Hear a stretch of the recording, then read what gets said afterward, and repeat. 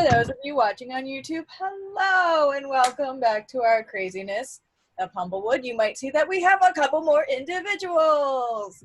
We are bringing in some new Humblewood characters, and we will get to them as the game progresses. So, where we left off last time, you guys woke up in the morning. Some of you woke up in the morning to discover that one of your members was not there. Poor Red had been pushed away in the night by an old friend who had the intention of bringing her back to her very controlling father as a, look, I didn't make her run away. Ask her yourself. And instead, the rest of you were able to actually catch up rather quickly and bring her back, leaving Aaliyah alive, but with a bruised ego, and also killing a giant snake in the forest. And then you guys returned, had some dinner, and we were picking up at the very next morning. So, for my 4 originals, what would you like to do? When's gonna do tea ritual and stuff? Sorry. Okay. Are you doing the spell? No, not at this moment. Just the tea, breakfast, checking in with everybody. I'm definitely gonna check on Red's room first. Just to make sure the Red is present. Like right as she knocks, like is going to knock on the door, Red opens the door. Like, good morning. Excuse me. Oh, hello, dear. How did you sleep? Fine, I suppose. What time is it? Oh, I don't fucking care. I need a drink. Just gonna push past Gwen and go down. I'll be right there, dear. Go get breakfast and a drink. Okay. You two head downstairs. Zinzi's and Gerald, are you guys going downstairs for breakfast as well? Yes. Yep. Okay. And I am tuning my lute of destruction. Okay. You come downstairs. Everything's pretty much its normal self, except there's an additional staff member at the counter. It's one of the women who usually works downstairs. Because Finton, your wonderful bartender, is going crazy making sure that all the windows have locks on the bottom floor. Because he's still a little miffed that shit happened in his bar. He doesn't play that game. He won't hesitate, bitch. Oh. Cindy's orders herself a big old stack of pancakes. Okay. All right. You guys are able to have a nice, easy breakfast. You guys can chat if you want to. Pretty simple. Just like, she orders her food and just...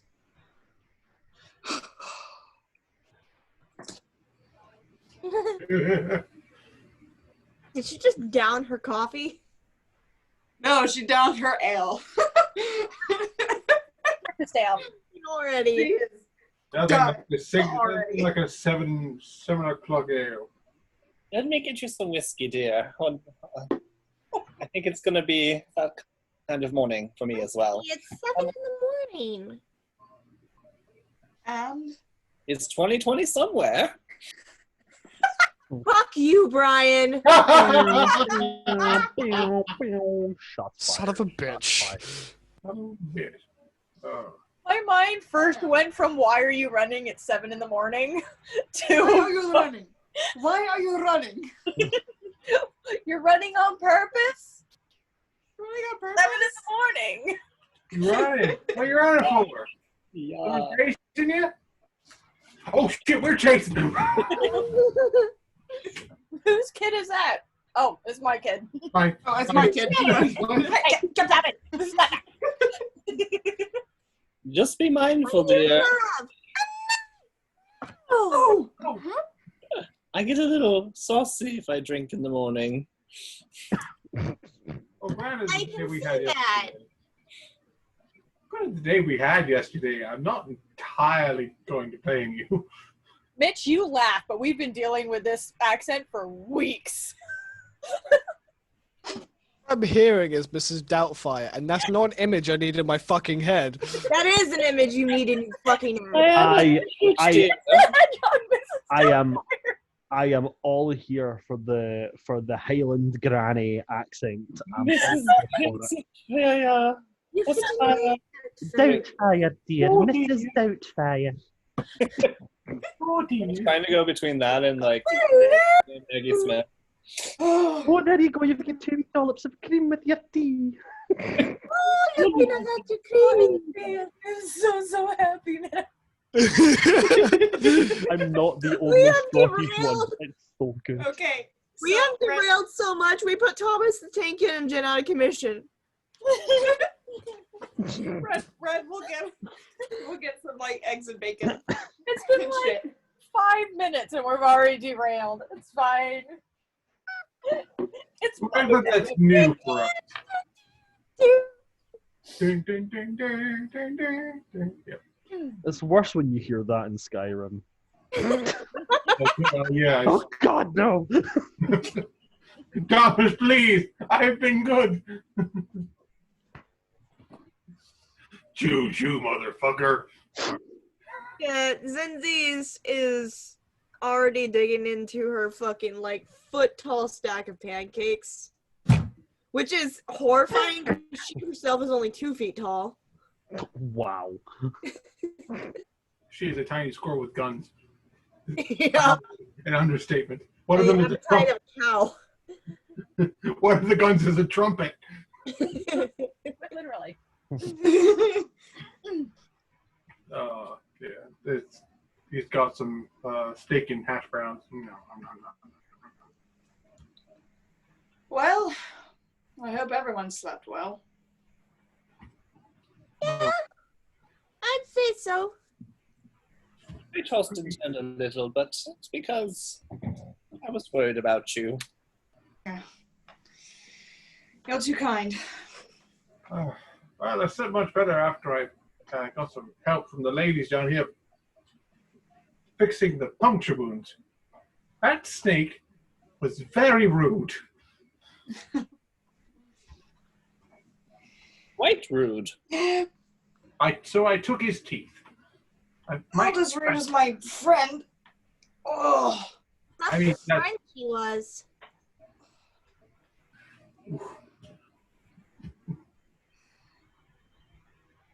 Ow, I am sore all over. Oh. Slept in a boat. Lena, they had you tied up.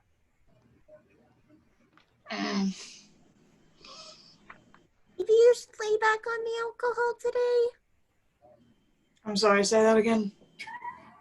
Maybe you should lay back on the alcohol today.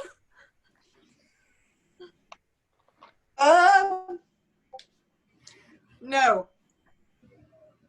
Okay. It's a fact. It's a fact. She like pats her head. No, it's okay. There, little squirrel. You put some. As you guys, I'm not here. I'm not here. yeah, no, he's actually. As you guys are having conversation, though, there is a figure that comes in the door. It is actually a member of the Perch Guard, not someone that you've seen before, but he comes in, looks around, and sees you guys, and hands you a letter at the table, and just said, "I was asked to deliver this to you," and he heads out the door. What is it? Let's have a look. And I will open the letter. I peek over the top of my pancakes to see what they're eating. It is an invitation to a dinner with at Conrad's estate that evening. Oh dear. Did we finally get the invitation we've been deserving this whole time? Wait. Does this mean that we have to dress nicely? I mean, It's a must. It doesn't actually say anything about a dress code. doesn't say. It's But- just an invite to dinner to discuss future endeavors for about 6 o'clock that night. It looks like business, not pleasure. Though we should probably wear something not drenched in blood. Or syrup, I say as there's just syrup cake with the fur on my face.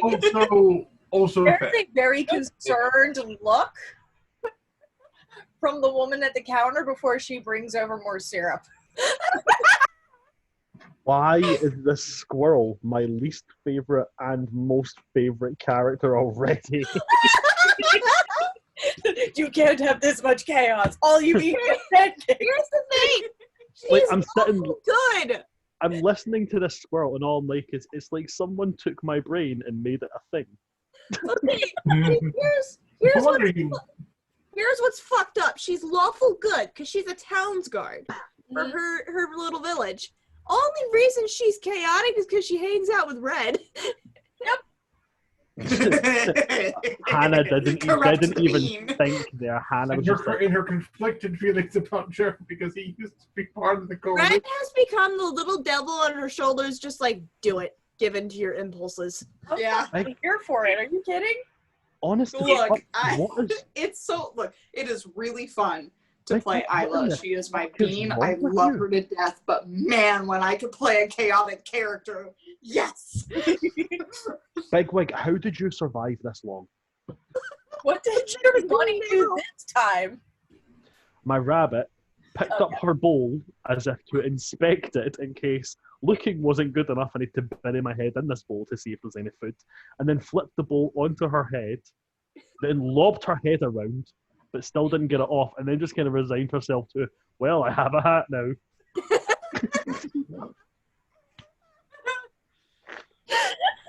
Your rabbit is 2020 in a nutshell. Well, I guess I'm here now. I need to Yeah. make this mentality an NPC. What the fuck? My rabbit is an NPC in one of my campaigns. Edward is definitely becoming an NPC. Absolutely. A rabbit who's just having a day. I already have a backup character in case this character dies, and the backup character is my rabbit. That's amazing. That's so amazing. All right. So you guys have the letter. It's up to you to decide what you want to do until then. So we have breakfast. Dinner is covered, so we don't have to worry about that. Oh, I think I have a. I swear, if I have to wear a dress, I'm going to kill someone. I don't really need for a dress. Pish posh. We can get you some pantaloons and some fancy dress clothes. Aren't pantaloons what you wear under the dress? I don't quite recall because I'm not actually British. Well, Mitch, give us the answer. There it is. Okay. Hold on, guys. Mitch will know this. He's from Cambridge. Oh my god, that reminds me the other week when we started, I'm like, go drink your tea, you fucking Brit. That was the first line of the stream. Yeah. I might have a spare suit. I think I have a suit that isn't damaged.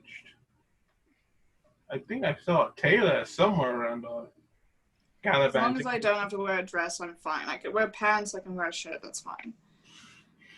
Perhaps Eliza might have something your style. A nice coat, perhaps. Oh yeah. Maybe a nice hat? Ooh. My rabbit has a good one. What if I can find a good captain's hat? I mean, Eliza Don't had, die! I make Eliza no had this promises. lovely feathered hat. And Yeah, also, you're not allowed to die. I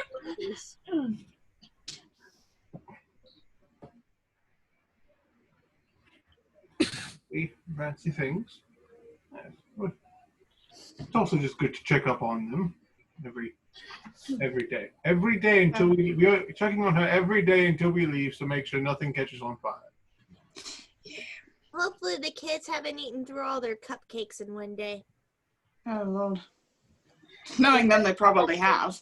It's been a couple days because you guys spent the whole day yesterday trying to find Red. So it's been a couple. Yeah, but I gave each of them a dozen cupcakes. I'm aware. This is insane.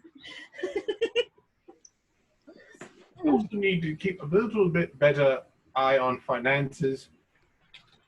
Just a little bit. This shrinks down in her seat just a little. I admire your generosity. However, one of these days you're going to be very generous, reach in your bag, and find out you have thrown all of your money at something that was not worth the price. Pastries, I don't mind. They need more. They definitely need more currency. Those cupcakes were delicious. Oh, they were absolutely amazing. Oh. I'll try my best. I do love the enthusiasm, though. Excellent. Oh, well, I could pop up to Eliza's, or, I mean, I do need to see if I do need to check my suit. I'm going to get one more drink, and then I'll head over to Eliza's. I finished scarfing out my pancakes, and just my face is covered in, like, chocolate chips and syrup. And here's the fucking kicker. I have pure white fur. Aside from the one brown patch that's on my left eye. Just bespeckled. Yeah. I have a beard. I have a syrup beard going on. Oh my. It suits you. Not much as the fur pattern my brother Finnick has. Only he's not completely white. He's more of a like light. What fucking color did I make, Finnick? Hold on. Hold up. Hang on. Oh yeah, all her her brothers and sisters are all reddish and brown. So Finnick has kind of like light brown fur, and then he's got like a dark patch like right around his muzzle. Cannot remember the pastry that I got for Red. You got like macadamia cookies. Yeah, it was like macadamia muffins or something. Yeah, macadamia muffins. Yeah. A dozen of those. Mm-hmm. Oh. All right, are you guys heading to the bakery first? Or are you heading to Eliza's? Red will go to Eliza's after she chugs down her second drink. Head to Eliza's. I think the bakery's still in shock after my visit. Yeah, You guys were talking about the bakery. I didn't want to stop you from the idea of hitting it up. Yeah, I no. will drop 100 gold there. Don't stop me. Don't stop me You have 100 gold to drop there? I do. Okay, cool. Always. Not, but it's good that we have that. I can send them on vacation. Gerald spent a shit ton of money. It's his own fault he's not as rich. This loot was expensive. Should have been way more, and you know it. Fucking shit. Yeah, Brandon, it is confirmed. I am not allowed to barter, ever. Remember the thing with the staff in GKC? Oh, Brandon, did you not hear that? I essentially got a staff of the Magi for a dragon heart, a series of scales and teeth, and 1,000 gold. He did it again. He did it again in Humblewood. Fuck it. I got a magical loot that can summon a meteor for 800 gold and some advertisement. Yep. This is why you're not. This is why we can't have nice things. Yep. I'll ask them Nate. on Friday. I am why we can't have nice things. Nate, you're not allowed to barter wholesale anymore. Anyway. So, So, you guys start making your way to Eliza's. And the first thing you actually notice is on your way there is a enormous 7-foot-tall bear outside of Eliza's, fixing up the sign that she's new to the shop. She didn't have her shop sign up, and there is a giant bear fixing and putting up a sign. I immediately duck behind Red out of fear. He's taller. He's 8.5 foot. Eastbjorn are only slightly smaller than real polar. I'm wondering how the fuck this guy got up into the Alderheart tree because of how big he is. I sleep on the ground. You can tell by looking at him, you know he did not take the fucking stairs. The only way he could have got in was with a cart lift. Red just goes, Big oh dear lad. God. I hide behind Red. That is a hefty lot.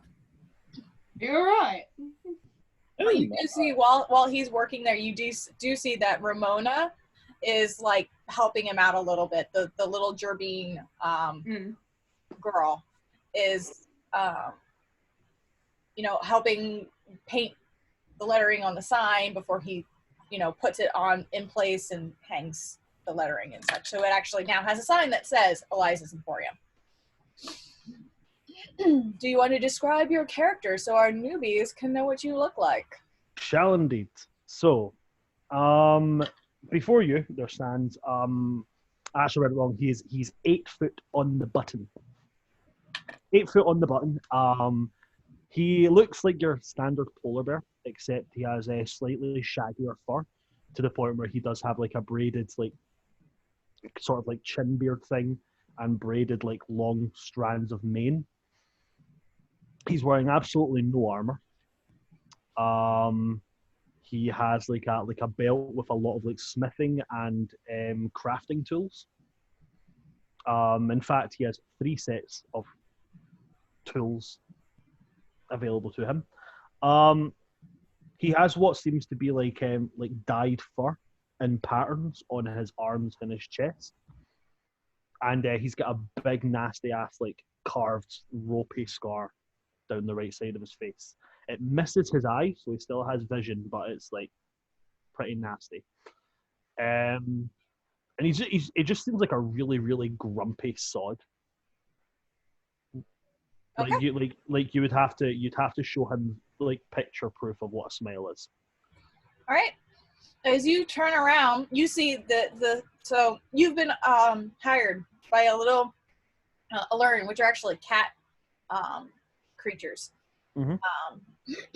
to help do some of the heavy lifting around.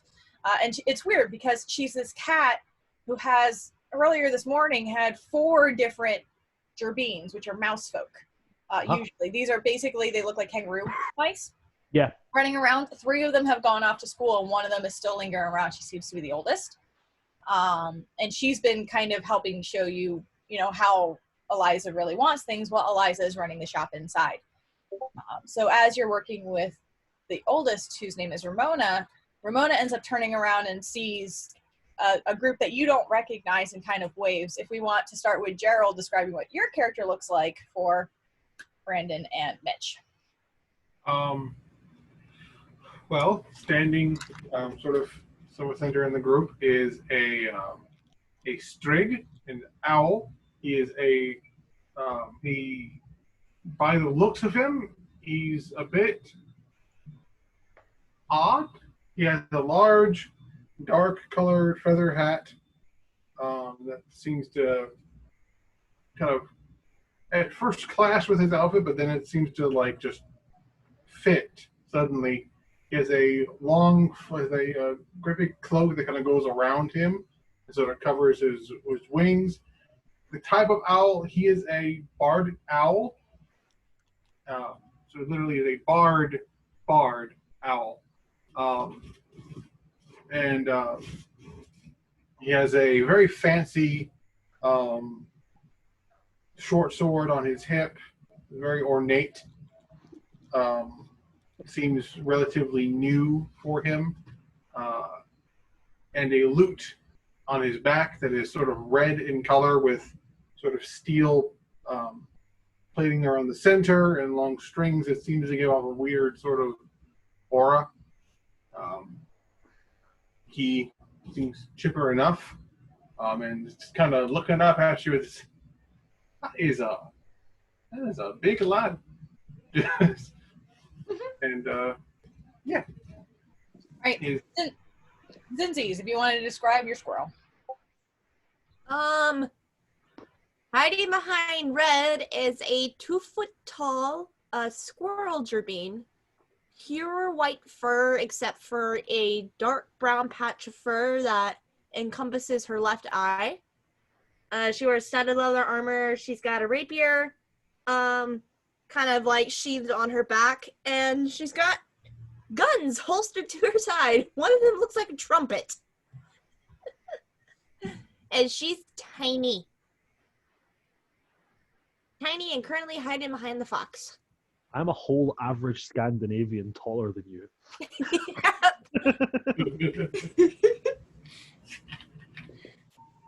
All right. Red, would you like to describe your character?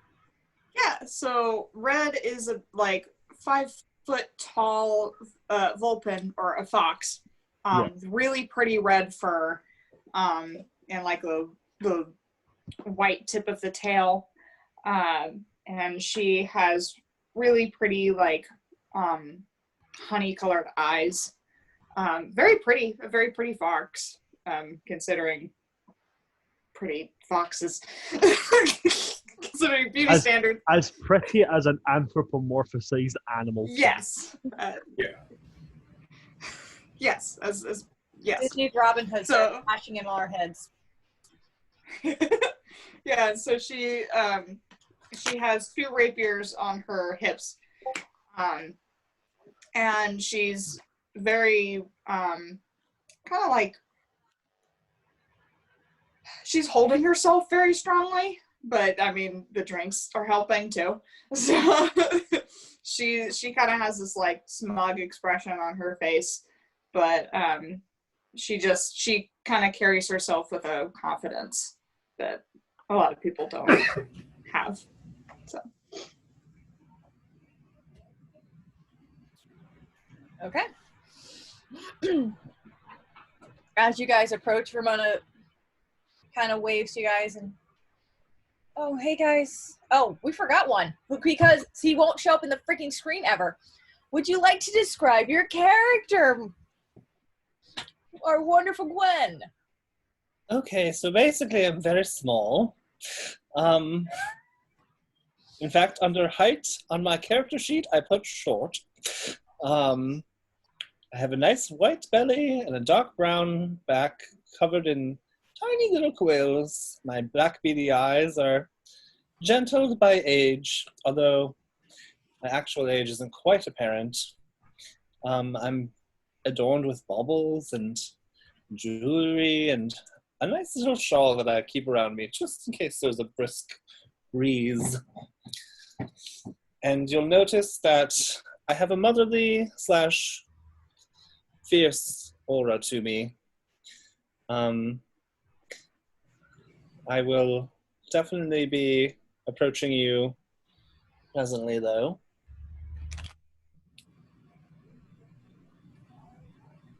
And that is Gwen. Alright. My apologies. It's hard to remember when you don't ever show your face and only show the picture. I'm here, no, I'm gone. Yes. So you guys approach. Ramona greets you and then says, "I'm guessing you're looking for Eliza. She's inside." she inside.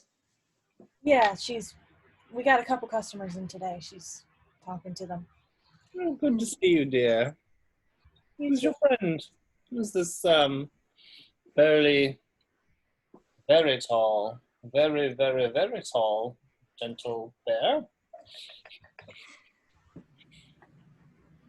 Ramona just kind of looks up at Einar like, introduce yourself. He's gonna look down and with this really, really thick, obviously foreign accent, in a tone that simply says, "I really don't want to do this, but I understand that the people that live here are used to this, and therefore I have to do it.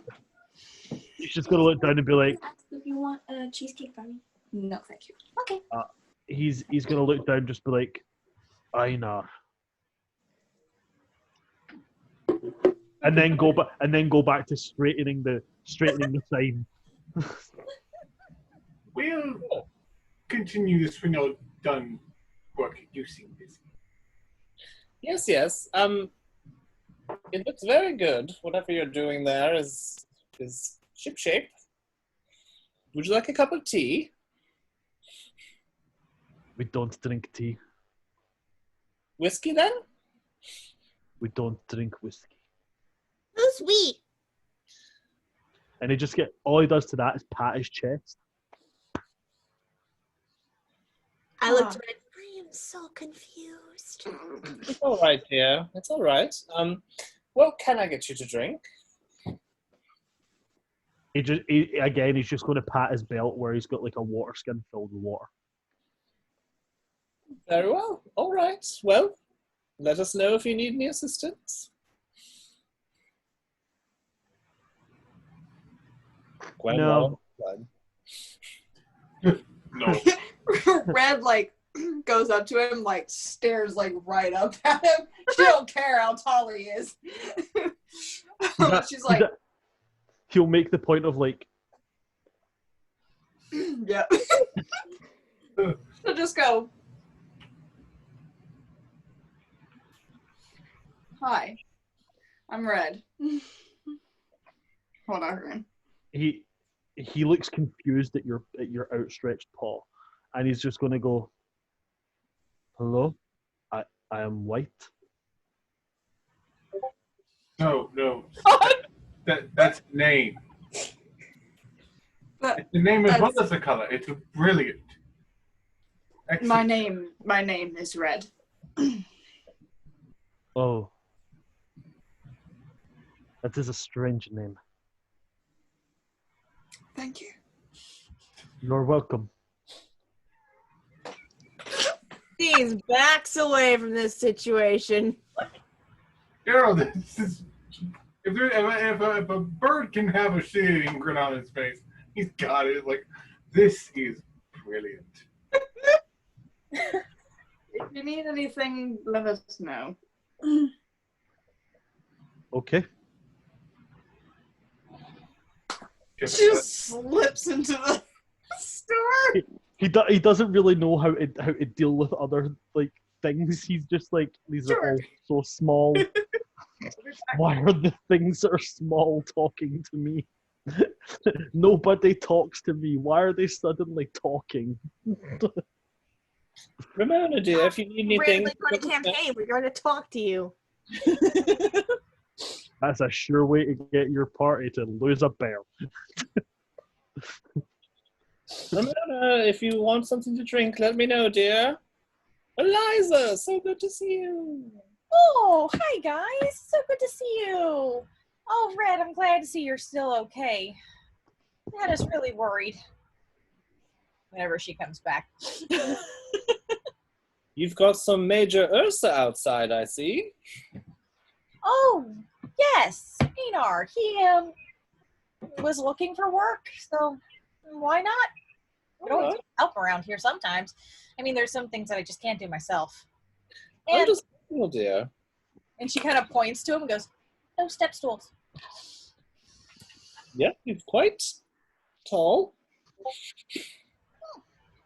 Been quite helpful. He seems capable. I'm going to put some tea on, but I hope you don't mind. I'm going to add a little whiskey to mine. Oh, certainly. Would you like a little in yours? Oh, sadly, no. I got to keep my wits up for some of these shoppers. Okay. Surprised at what people try to pull in this town. I understand, dear. Anyone else for tea? Zinzi's, Gerald, Red? Take some tea. I Sure, never I'll take turn some. down. I never turn down tea. All right. Tea for 5. Red, whiskey in yours? Yes, please. Oh. Excellent. She waddles up the stairs. A campaign full of alcoholics. Yeah, kind of. Well, Red is, but Zenzi's only drinks at night or when she's very stressed.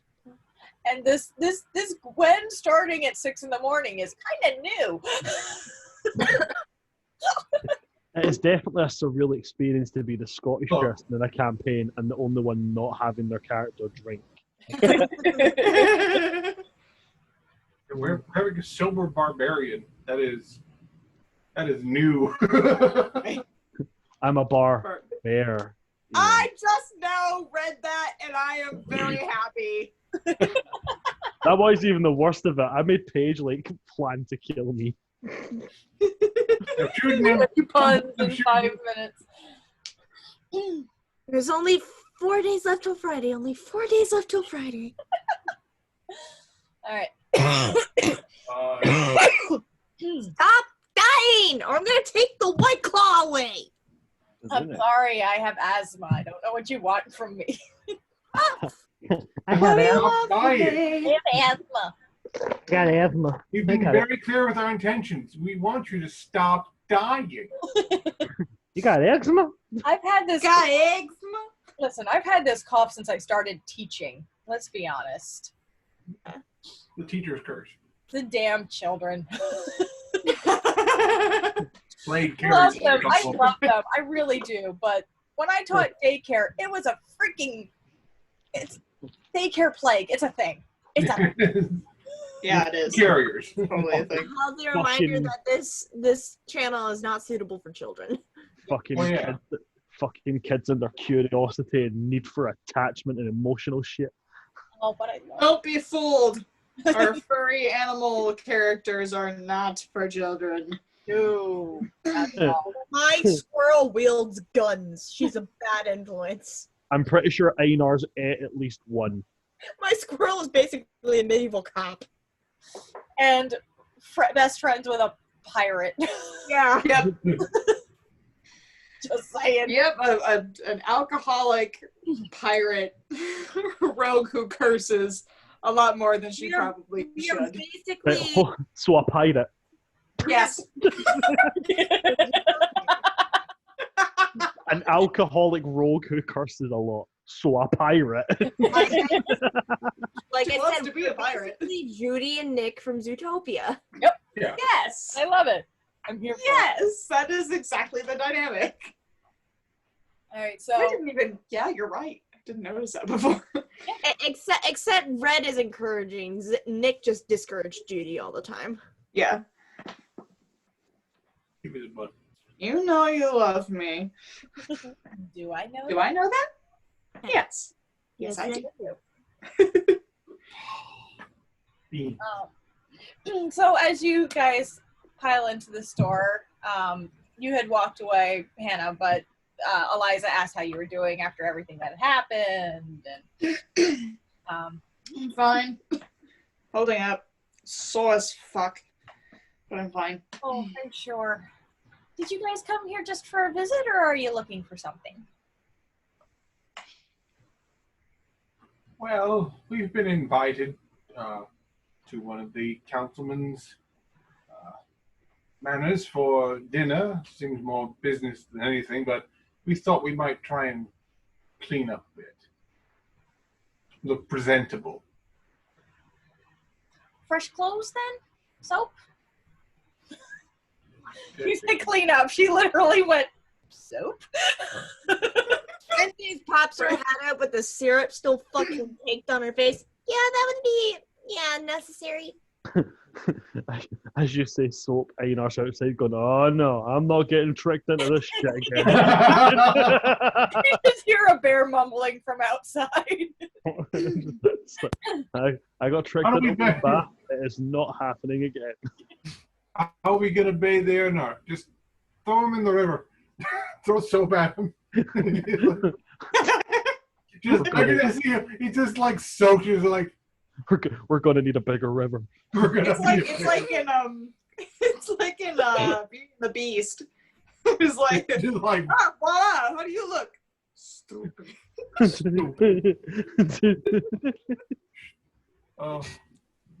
Some fresher clothes, yes, and perhaps a little bit extra style. I mean, I'm covered on that, but I need clothes that don't have holes, bite marks, or bloodstains. I'm running low on those. Certainly, I can help you with that. That's no problem. And she kind of points you over to the direction where there is a decent amount of fancy-ish clothes. She's still setting up her shop and setting out her contacts and all that in this town, which she's had a lot of help with the tiny little mouse that's been living on the streets for a while. Seems to know everybody. So she gestures you guys over to some better clothes that you find, and it's easy enough to buy from her for like 10 silver an outfit. Cool. For whoever wants nice clothes. As you guys are browsing the outfits, Ramona ends up coming inside and speaking to Eliza, and just says, "Well, I don't think he needs any more help. I think I can run that errand down in the roots if you want me to do that now." And Eliza goes, "Oh, certainly, if you have time to do that, that would be wonderful. Thank you so much." And she goes and gets a small coin pouch and hands it to Ramona. Ramona starts gathering stuff up, and Eliza kind of goes, "Well, make sure you're safe while you're down there. I mean, it can be kind of rough." Here, take this! And Zinzi's hands her a dagger. I was about to, literally at the same time, Red pulls a dagger out too. We just both hand her daggers. Yes. Eliza is concerned. She is just, I kind of already took away all of the blades and slingshots, and let's not do that, please. As long as she just brings it back to us, you don't have to worry about it. Would Einar hear this outside, like everybody just offering weapons? Make a perception check. I'll actually do that. Like, here, take this. Dangerous to go alone. Take this. Dangerous. Perception check. Perception. That's a 19, 15 on the die. You hear this conversation, yes. Yeah. There's a loud thud as a great axe just gets plopped down on the ground. Mind you, this gerbine is about the same size as Zinzi's. So the great axe is definitely way bigger than the mouse. He's about as tall as the blade. As tall as one half of the great axe, about as tall as this shit is. And then Einar's head is just going to pop down to the doorway, like upside down, just go, "There will be no problem." I don't Maybe your new friend can tag along. Eliza kind of perks up at this and goes, "Oh, that's not such a bad idea. Do you think you, or any of you guys, if you're able to kind of help her out? I mean..." Perhaps it would be a good idea to keep an eye on her. I will go with her. Well, many times going, "I really can, I've done it before. I can go by myself." Okay. Just kind of gives in very quickly. Can I put the little mouse, like, on my shoulder? With your size? Yes. Oh, yeah. All right, so who's heading down to the roots? All right, Red, is Einar going down because you put the mouse on your shoulder? Yeah, screw it. I'll go for a walk. I still give Ramona my dagger, but I stay at Eliza's. Make a sleight of hand check, because Eliza's trying to convince you not to arm the gerbine she just unarmed a week ago. My sleight of hand is a +3. 3 plus 3 is 6, but I have inspiration. You do, yes, you do. I would hope so, because at the moment you're about as stealthy as a sledgehammer to the 3 face. plus 13 is 16. Make my perception check for Eliza. She doesn't see a thing. Rolled an 11. Yeah, I slipped the dagger to Ramona. And I give her a wink. She kind of smiles and, nervously back at you. And starts to point towards some of the tunnels that she knows the best ways to get down, and then looks at the bear she's sitting on, and then points instead to the lift so that you guys can get down to the roots and start traversing through those. So who is it that's going? Is it just me, Red, and the little Jervine? Yeah. Yeah. Okay, so just the bare necessities. Yes! Look for the bare necessities. A polar bare necessities. Forget about your worries and your stress. Sorry, guys. I swear, I will run out of these jokes. Okay, I will. I swear. All right, so we're gonna follow our bear and fox and mouse down into the roots for a little bit. You guys get down there, and for Red and Einar, actually, both of you, this would be the first time you come into the roots, I believe. I don't think you were there the last time, Red. It's much rougher than the other areas that you have been to. This is obviously an area that has been kind of taken over by some of the refugees from the fires that have been spreading from the Scorched Grove. And the people who are stuck down here don't have a lot of options. So this is where you're going to find more of a criminal element. If it weren't you guys, I would say roll an intimidation check to make sure you weren't bothered. But you've got an 8-foot fucking bear. I also have a +8 to intimidation. So I don't know if it's necessary. Plus, I mean, Red has rapiers on her hips. And her armor that she just had freaking commissioned is like fucking spot on. Yeah. So you both have intimidating presences. So there we go. I don't know, it might be necessary if you encounter Sprinkle.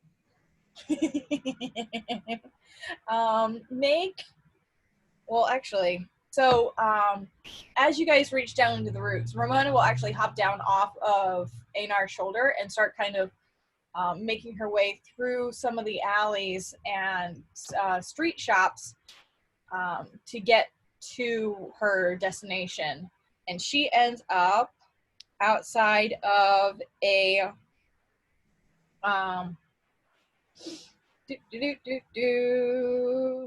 it's a pub that she's outside of. There's a pub on one side, and on the other side is a apothecary. So she actually says, I'll be right back. This will only take me a minute. And she goes and ducks into the apothecary. Both of you can roll a perception check, though, while you're down there. All right. Perception.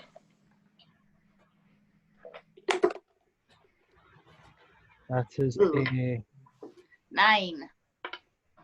dirty 20. Dirty 20 and a 9. Wow. Okay. So the name of the pharmacy is called Nutty Feather Pharmacy.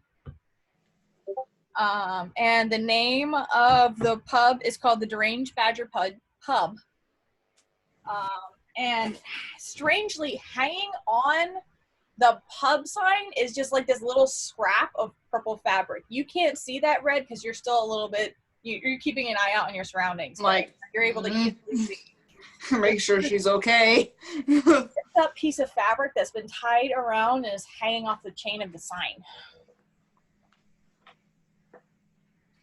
It's just weird. Can I reach the fabric? At your height, yes. I would kind of like look to see if I can take the fabric off. Yeah, it comes off. Awesome. And I'm going to make another jump and come back to you two in a moment as we're going to jump over to Galen. Yay! You did what you were supposed to do. You came to the Elder Heart, you came to the roots, you hung the fabric, and you're waiting in the alley. And you feel like you've been waiting here for hours. It's only been like 45 minutes, but every minute counts when you're as nervous as you have been as of late. And eventually, you do see a figure come into that alley wearing a dark brown hood up, and he starts walking towards you. What do you do?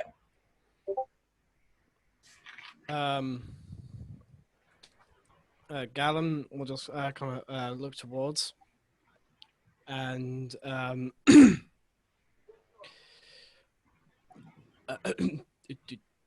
did you see the fabric?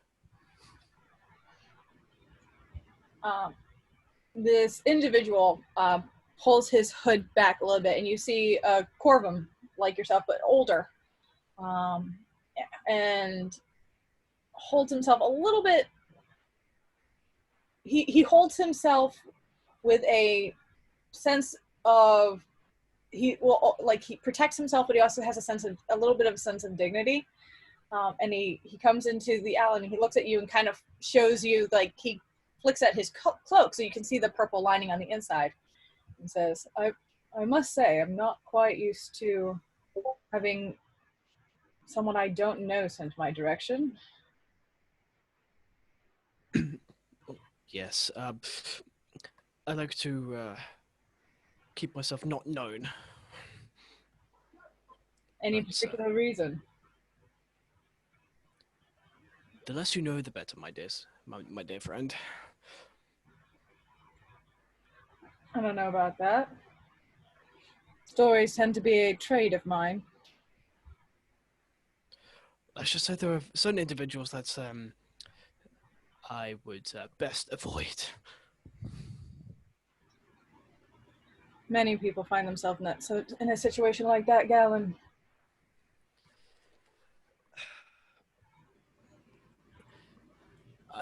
I've been on the run for quite a while, and I'd just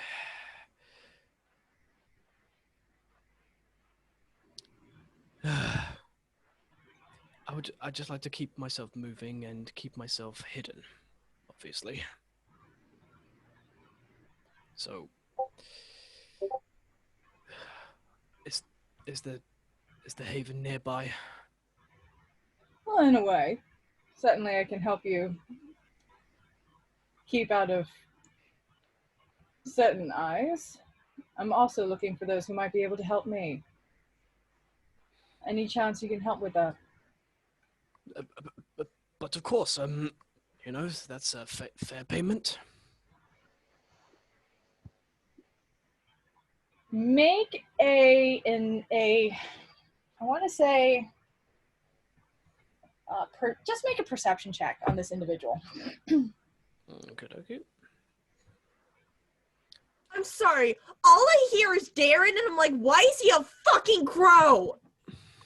Used this voice, this character before. We're gonna move on. I am tired. I am one White Claw in.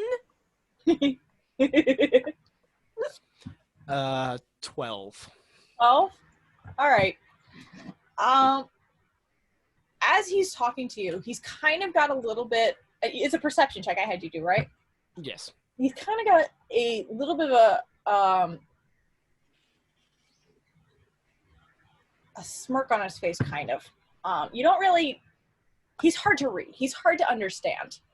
But you did hear a slight muffled banging sound behind you, like boxes falling over. Did you turn to see? Yeah. Standing behind you in a similarly disguised cloak is a member of the Perch Guard.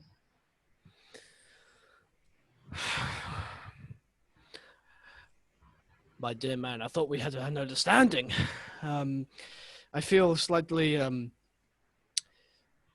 betrayed. Not at all. Whoever sent you my way obviously thought you were someone who could help me. I'm currently looking to see if there's the best way to deal with the issues of the Scorch Grove, and I do know, to some extent, who you are. Before I can even handle the issue of the Scorch Grove, I need to worry about another issue first. My hope is that you could join up with some other individuals that I've met in figuring out how to deal with that problem. Helping me with this is far better than the alternative. And he kind of gestures to the individual behind him. Or behind you, I should say. So it's either help you or go to prison? I didn't say that. You're very much insinuating it. Fine. Fine. I ain't a lawyer, man, but take the deal. I'm not a lawyer, but yeah. Fine. Fine. I know a no-brainer situation when I see one. I will provide assistance. I appreciate that. Thank you. Not like I had much of a choice, but He right. extends a hand out to you to shake your hand, if you'll take it. Reluctantly, but he will shake his hand. Very nice to meet you, Galen. My name is Conrad. Very nice to meet you, comrade. I hope this will be a advantageous relationship. Certainly hope so. Well, lead the way. Wherever All right, that so may be. you guys start turning, you turn and follow him, and he starts heading back out the alley, where you see a giant fucking bear pulling on the fabric that you've put on the sign next to a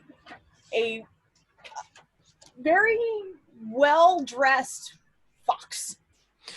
But just may speak. What the? You.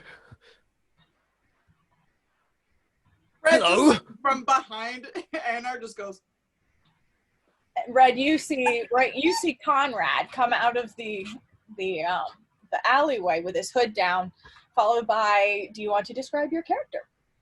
So, Galen is Galen or Galen. I actually don't mind because I like both. Okay.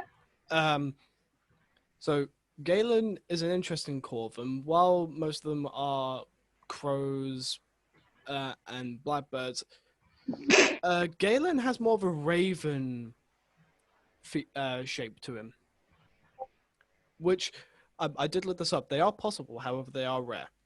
Yes. No. I've been playing around with species within the classes. Don't worry about it. I do Okay, it cool. all Just the making time. sure. There is a 6-foot-tall honey badger in this game. He's the blacksmith. I am not going to Nice. stop until I've battled him for dominance. He'd do it too. He's just like, oh boy. There can only be one gigantic angry monster, which is also an expert craftsman. And that will be me. You have to get past the peregrine falcon first that he works with. I'm just saying, you don't want to fuck with her. I'm just saying, my paw is at least 2 feet long. I'm so excited for you, Ray. I'm so excited for this. But yeah, so his feathers are very like as you expect from Raven, but they are smooth. They have a smooth sheen about them. He's 5'11", so he's tall, but still compared to fucking you know who. Let's not sugarcoat it. You're short as fuck. Like girl. And his eyes are actually purple. Cease. And The ending of your existence. So And- he's basically Kitty. Kitty. Yes, Triple eyes, yeah. Kitty, I'm very sweet. And some of the fan art, at least. I love her. And so he's got traditional, traditional robes with a purple and a very dark navy blue motif, and carries a very asymmetrical branch that works as a staff. And you can see a very intricately designed wand on his side as well. Other than that, that's pretty much it. Your red just goes. As you do that, Conrad goes, "Oh, what do you know? Exactly who I was going to introduce you to tonight, at least. Right. Red, I'd like you to meet a new friend of mine. This is Galen. I'm hoping that he might be instrumental in helping some of these issues you and your group have been working towards at this time." Galen. It's a nice name. Thank Red. you very much. Pleasure to meet you, Fred. She's got a firm grip. Oh. She shakes it. And I see you've made another friend. And he just looks straight up. Yeah. Einar is just like looking down at everybody while holding the scrap of fabric, just like, I am really confused about the situation that is happening here. That fabric is mine, if I may. You'll just very gingerly take it from your paw. Einar's gonna look at it and then look down and then just like, okay. He kind of ties around his waist like a sash. Einar looks at it and wonders, like, that was a belt? Well, there was a Kleenex. Issue.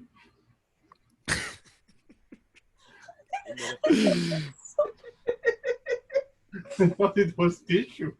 And who might you be, good man? And Galen is again croning his head upwards to meet Einar's face. Einar's just gonna nod and is like, Einar? Pleasure to meet you.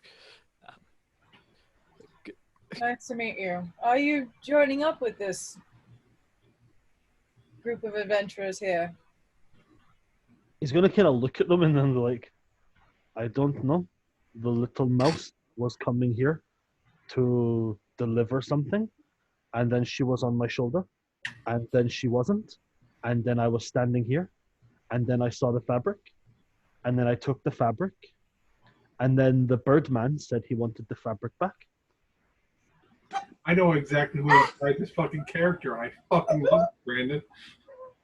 I love him too. I'm sorry, everything that comes out of Einar's mouth is fucking gold. All I hear is Fenric. All I hear is like adorable fucking barbarian. Like, I will break your house down, but also I am confused and adorable. Oh, you mean Fenric the Barbarian from TikTok? Yes. No, it's because it's the accent. It's a Norwegian accent. I'm like, I can't It's get a it out of my head. Scandinavian accent. He's not based off anybody. He's just He's based off me with a hangover. I'm grumpy. Which is not a pretty sight.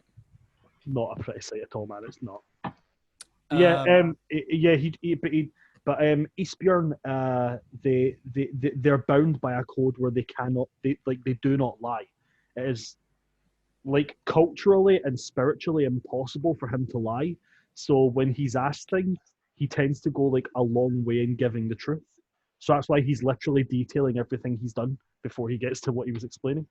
He and Gerald are going to be great friends. The bard and the one who can't lie. Oh, great. Well, it's the bard who's technically I'm good at lying. So when I stop lying, I read the fact that I've been lying the entire time. He's got the worst possible thing you could have for an adventurer: a code of honor. I mean, we all kind of do. We're just a little loose on the Well, let's see how long that lasts. Right around. Pack of chaos.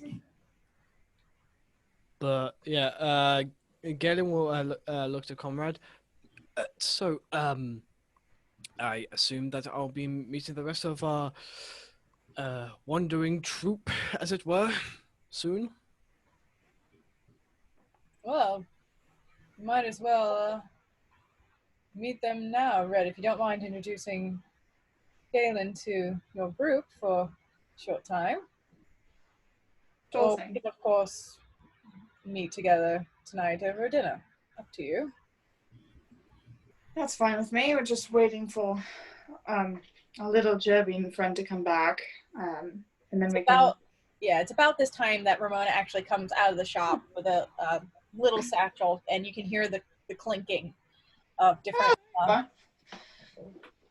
potions and the backpack that she has, and she kind of looks around and goes, I'm sorry, I'm interrupting. No, you're not interrupting at all. Did you find everything that you needed? Yes, thank you. Okay, all right. Well, this is Galen. He's apparently going to be joining us, or at least our group. So. Hi. Galen will look down and bow very respectfully. Good morning. Morning. Anyway, I think it'd probably be best to head back. We need to prepare for the day.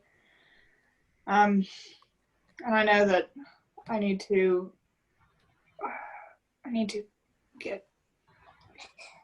I hate these fucking clothes. I'm probably going to go back and change into my normal outfit before tonight. So. Well, I look forward to seeing you all this evening. Very kind. And Galen, shall I stick around for a little bit? I will try. Einar just looks really confused, like, I'm going somewhere tonight? Only if you want to. You might as well join the dinner party. We'll take anyone willing to help out in the situation of the wood. I'm assuming you're looking for work of some sort. He's gonna like very, very evidently like roll his eyes and sigh, because like, yes, he does want work, but at the same point he kind of just wants to be left alone. But like, he's now in this position where he's got to do one or the other, so he's like, fine, I will fix your wood's little problems. Well, I appreciate your enthusiasm. And if you don't mind, I'll bid you all good day.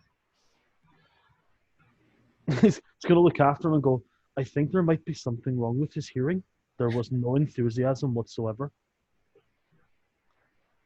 I'm pretty sure it was sarcastic. Sarcastic. I'm unfamiliar with this word. It means that you say something, but you actually mean the opposite. What, like a lie? But lies are bad. No, it's not a lie. I don't think it's a lie. No, it's not. No, it's not. It's not a lie. It's not. God, never mind. We have places to go. All right, are you guys going to hang out in the roots a little bit, or are you going to head right back up to Eliza's? Or are you going to do some shopping somewhere else? Or Einar will follow Red. Red will head back to Eliza's. Okay. Yeah, Ramona's already looks at you guys and just starts walking her way. It's hoping you're going to follow. Galen, are you going to be following the group that you've been shoved with? Well, if I must. Yeah, he'll follow, but he'll kind of like follow next to Red, like behind Einar, and he'll have his hood up still. Einar's behind Red. Oh, Einar's behind Red. So he'll be next to Red in front of Einar and hood up, and just you can see he keeps very close to his staff as he walks. He's just a very cautious person. Yeah, Red like glances like every once in a while, and then eventually just stares at him. Just goes, You're quite skittish. Let's just say I have reason to be, and let's let's leave it at that. I move around a lot. Well, if you have reasons to be, don't act like it. Head up, chest out, confidence. You don't want anyone to see that you're weak. Oh, my dear. There is a deception with this. I will appear weak until needed otherwise. How do you think I survived this long? Most Fair enough. likely based on luck. I mean, That goes. You actually. Daryl can confirm. It's been a lot of luck. Oh, Going to ignore that statement. Is it because you're scared that I will do something if you speak out about it? Not that I will, simply curious. No, it is just not worth the effort. That is true. I have already eaten today. I love him so much. All right. So you guys go back. You guys go back up to Eliza's. Yep. Gerald is, I'm sure, now enjoying the tea that Gwen has brought down with Zinzi's, and in walk your friends into the place with a new Corvum following behind. First thing first, I need Gerald and Galen both to make history checks. Oh. Meanwhile, I nonchalantly walk over to Ramona to retrieve my dagger. Oh, yeah, thanks. Appreciate it. Sarah, I did not consent to the anxiety you're giving me with spontaneous history checks. Not consent. 23. I don't know what you're talking about. 23 and 20? No, I've got 17 on mine. Yeah, 23. And Galen, do me one more check. Give me a perception check real quick. 13. Okay. You never really interacted with each other before, but Gerald, you've seen this Corvum before, usually around the original leader of the coalition, just kind of in the background. I'm sorry? He just kind of floated around. He was not part of the group that your individual, He wasn't part of my group. yeah, had formulated. And Galen, two things. First, you recognize this owl. You never got to interact with him. You knew the man who raised him with relatively well. He kind of was a skeevy son of a bitch, very annoyingly suave, and he had like a few, it was a hedge that had a couple different bird folk that he kind of raised, but kept isolated from like everyone else, which you never really understood why. So you've seen Gerald around, but this isn't exactly where you expected to see him. And Gerald, you do know that Galen had disappeared a couple of years ago before Benna had even taken over. He just like stopped showing up. Like you didn't see him anywhere. You have no idea why. And Galen, you also noticed that on Gerald's hip is a rapier with a rose on the hilt. You don't really know what that means, though. It's just interesting. Gerald takes a long moment.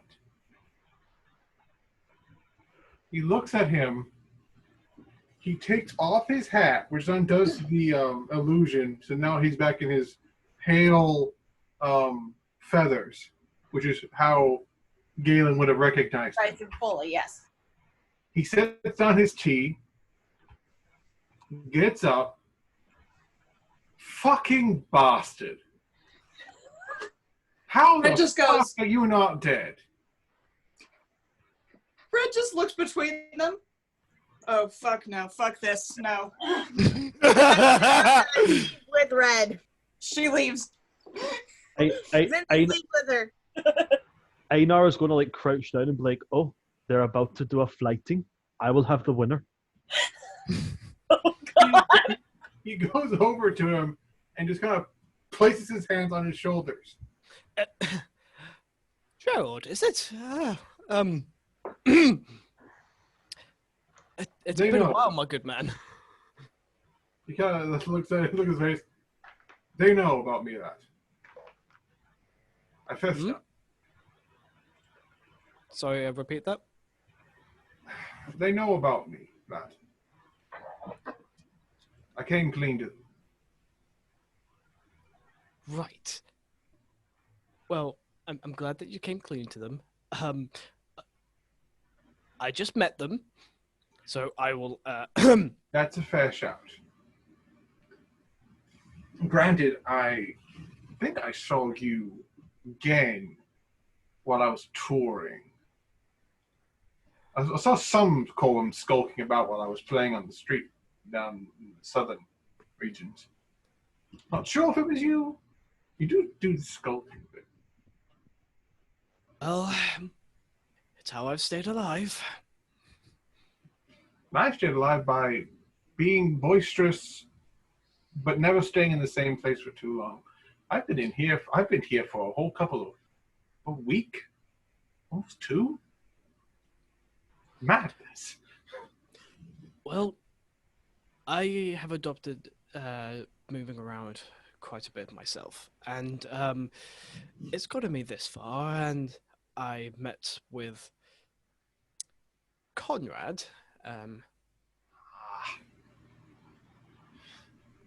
Yes. He had me pegged the minute I entered this city.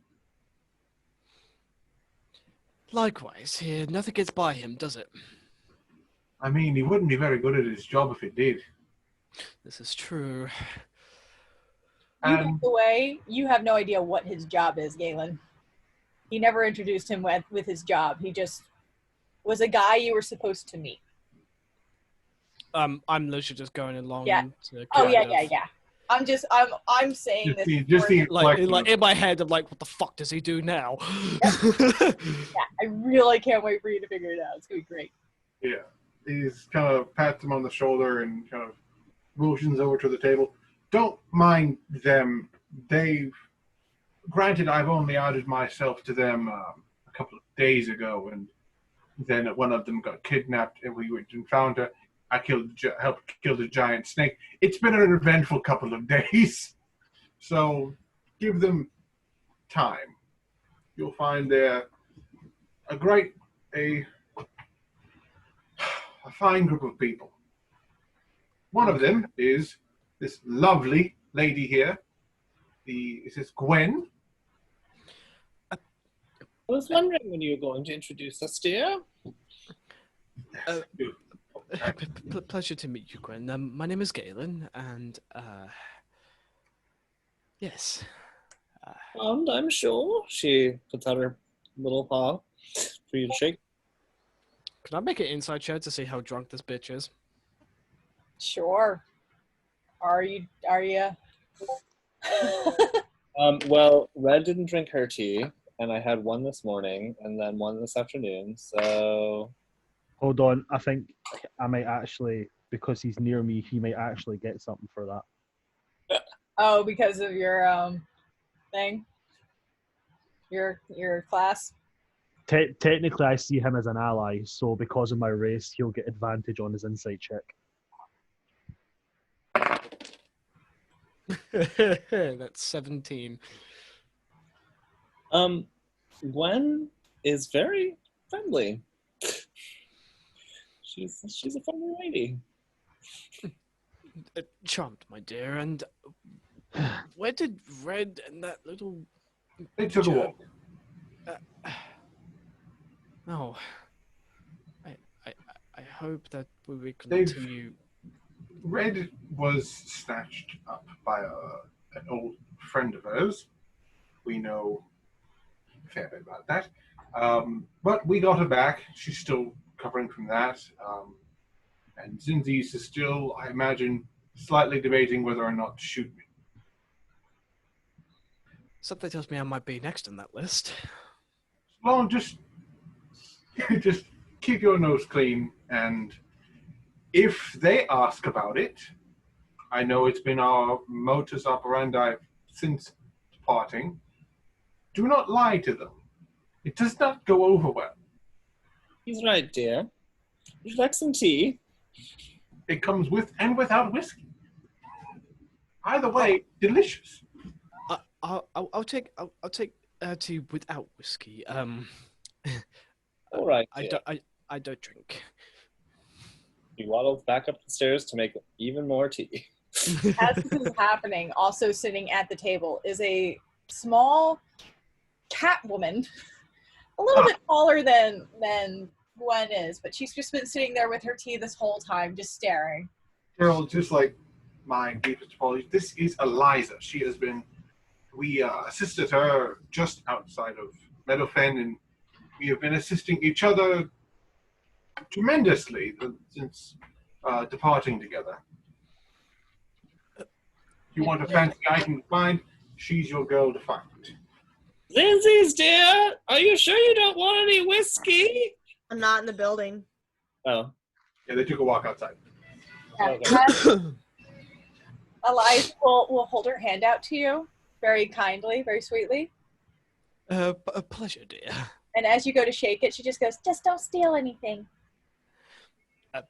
And sips her tea. Is this the woman who owns the shop that Einar was fixing the sign for? Yeah. Yeah, as she mentions steal, Einar just starts growling, as in like he likes this person.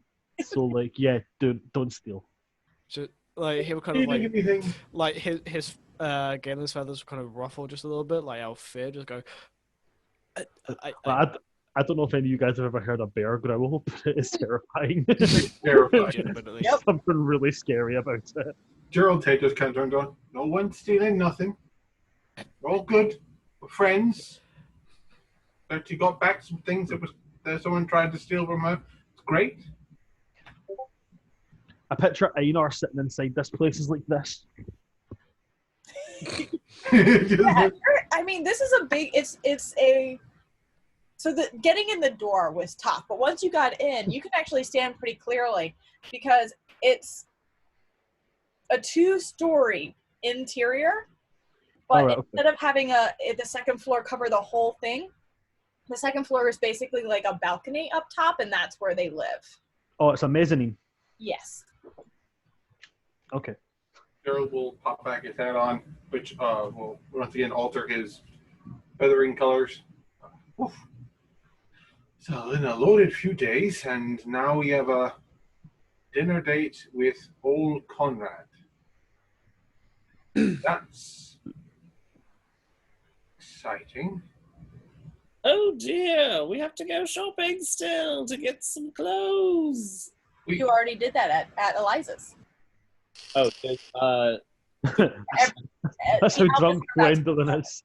Unless Gwen didn't want to purchase anything here, I but think Eliza did point you to her clothes area, which is not too fancy, but it's it's adequate, and they're about 10 silver a piece. Gwen's gonna go out and get some stuff, but first she's gonna bring down the tea and/or whiskey and put it on the table. Okay. I'm going to slip out for a bit. Where is that little Jobine? Where did she go? Are you talking about Ramona or are you talking about Zinzi's? Lindsay. Okay, because Ramona's standing right next to you.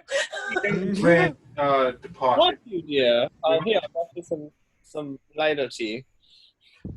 She and Red departed. All right. Well, maybe I'll run into them on my errands. It's good to meet you, Galen. Enjoy the tea. let's Thank you, use madam. this as a great transition to jump over to Red and Zinzi's. What are you girls doing? Yeah, so Fuck away from the fucking assassin members. yeah, Red is walking with Zinzi's, just going, I don't give a fuck. I don't give a fuck. I don't give a fuck. I don't. I really don't. I truly don't. I could give less than a single fuck about anything that's happening right now. Zinzi's just quietly holds Red's hand. Red just goes,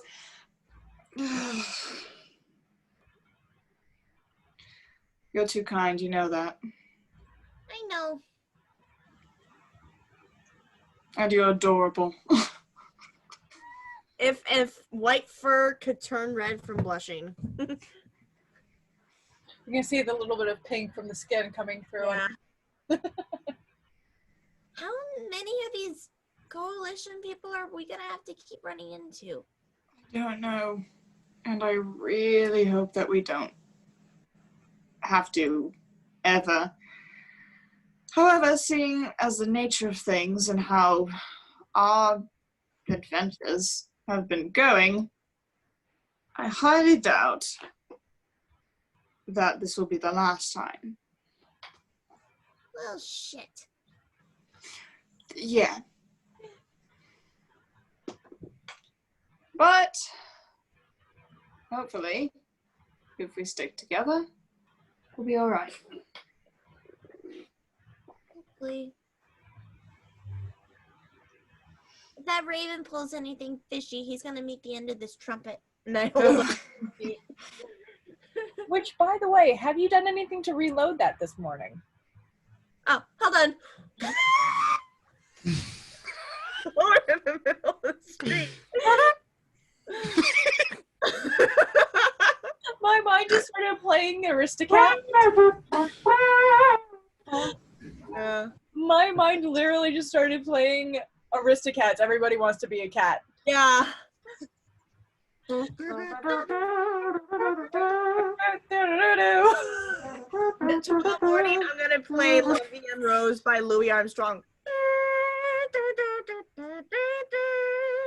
For the hell of it, make a performance I don't even have proficiency in instruments. See, Make a that performance check. Make a performance check. see that just shows the mentality. we'll God, have. I need to not won this. This would be funny. That just shows the kind of messed up mentality we'll have, because mine went to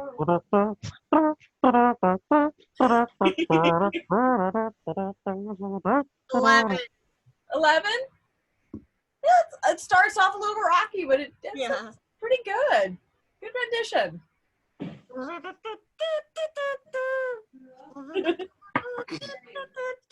I want to see my little boy.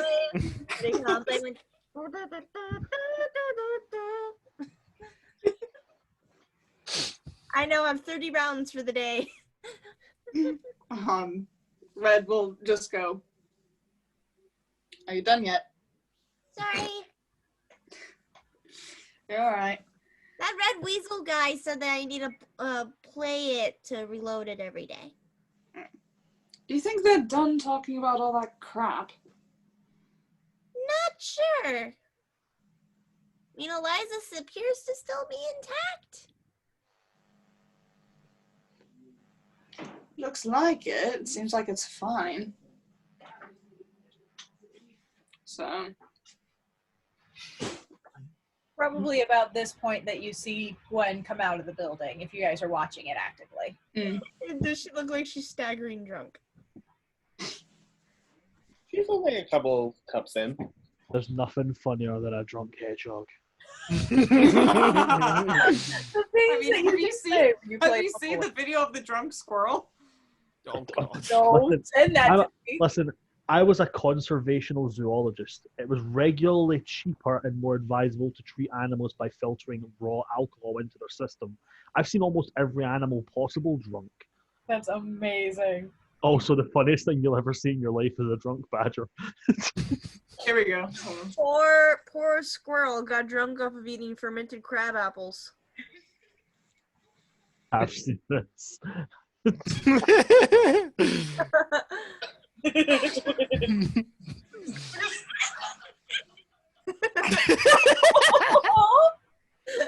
That's in these two. That is amazing moment for Zinzi's. The funniest one I've seen is when I worked at Edinburgh Zoo. It was not long after the pandas got added to the zoo, and the pandas coming back from the veterinary trip.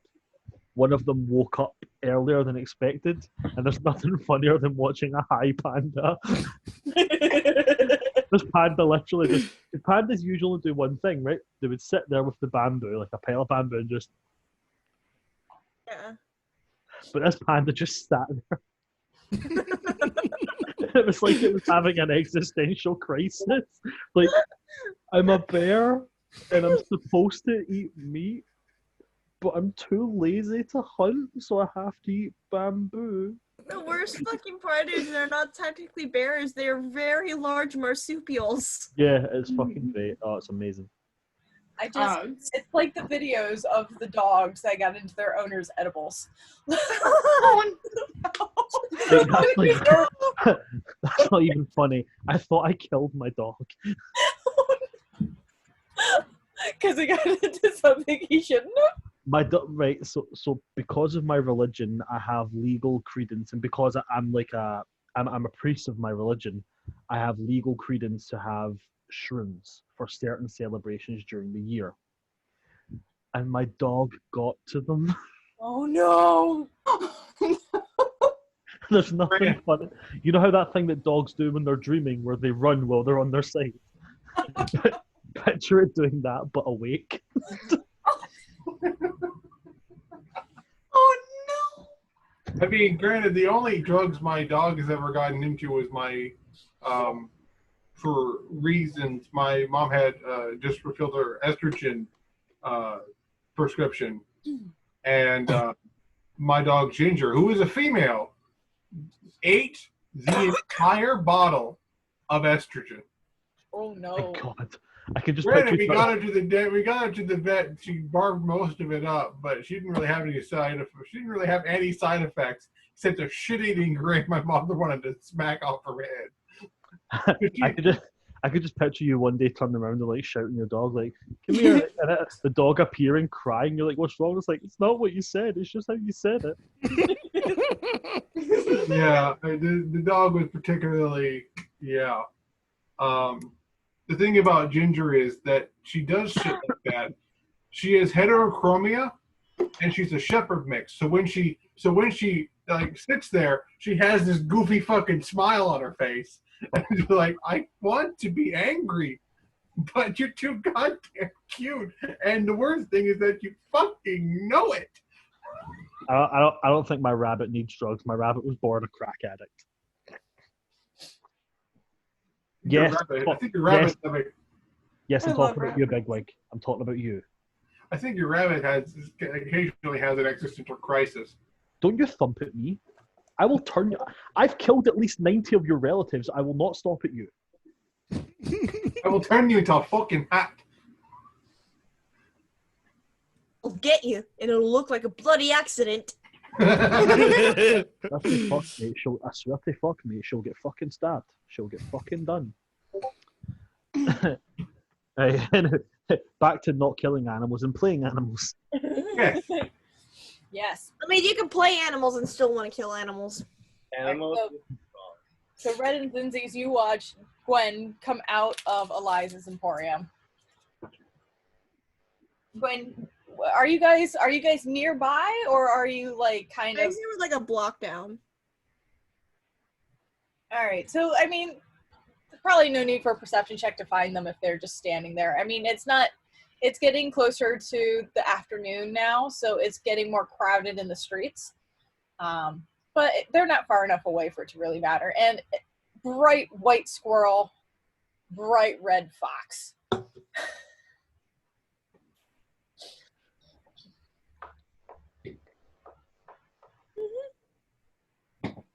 Hello, dears. I'm going shopping. Would you like to come with me? I've been out pretty all day, so I'm gonna stay inside today. All right. Okay. If I see a good hat, I'll find one for you, Red.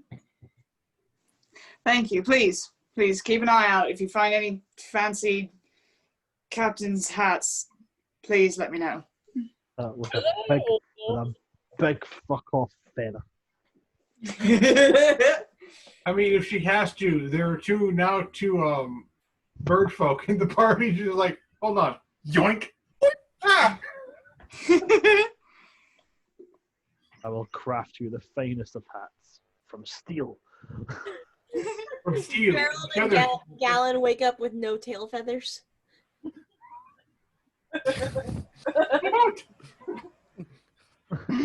What happened to my tail? Just Einar sitting there. It was necessary. Necessary sacrifice. All right. I'm just imagining a Russian polar bear now. I don't know. Oh, Russian. I don't know why I went Russian. He's not Russian. He's Scandinavian. Still amazing. That's not an accent I do often. I went too far north. I went too far north. Sacrifice. Actually, technically, you went too far east. East, yeah.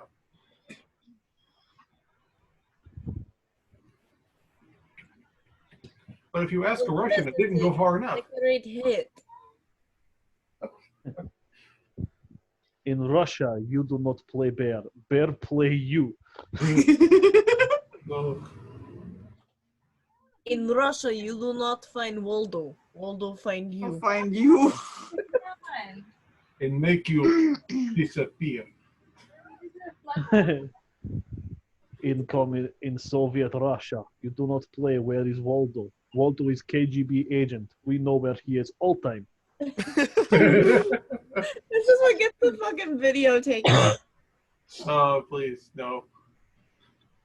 There's more drama to be had. The rest of them are going to get back and then sit down with these two birds like, so boys. And just Okay, we already had one drama-induced downtime episode on Friday. We don't need another on Friday. That's fair. It's very fair. More like stern looks from across the dinner table. Like, I want to hit something.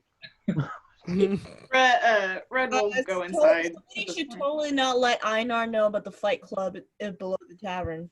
Right? Instant look on her face. The fucking Jerbeen, my character won Fight Club. You guys took almost 2 hours to tell the 8-foot tall polar bear with anger and grumpiness. We haven't told him in game yet. There's a fucking Fight Club. There's a fucking Fight Club. The first and second rules of Fight Club is we don't talk about Fight Club. exactly. In Soviet Russia, you do not talk about Fight Club. Fight Club find you. Fight Club will find you. Then you will fight. In Soviet Russia, you do not fight club. You club fight. Gwendolyn is going to grab Zinzi's little arm and just sort of like waddle off to go shopping. All right. Both of you make investigation checks, or one of you can make it with advantage. Using Zinzi's as support because she's absolutely fucking rattled. Right.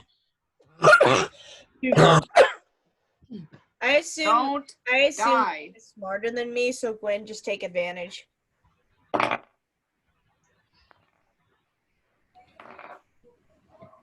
Sorry, the third one was because the first one bounced off my face. Oh, I can do is portent. So he's forgetting exists.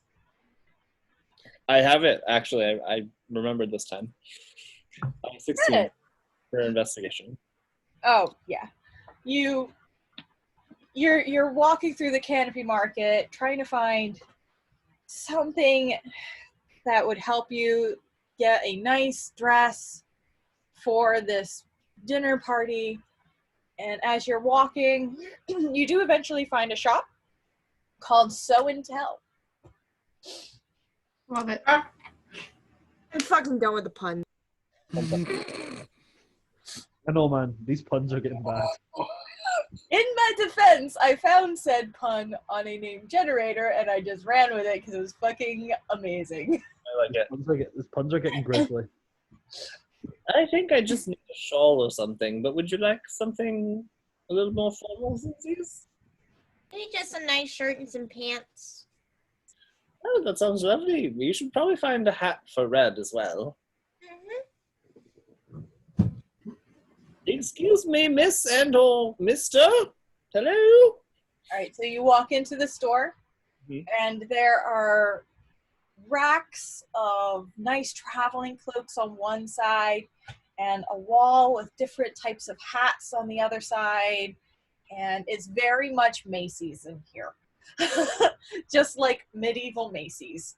And you see over at one area, just kind of putting an outfit up on display, a Luma.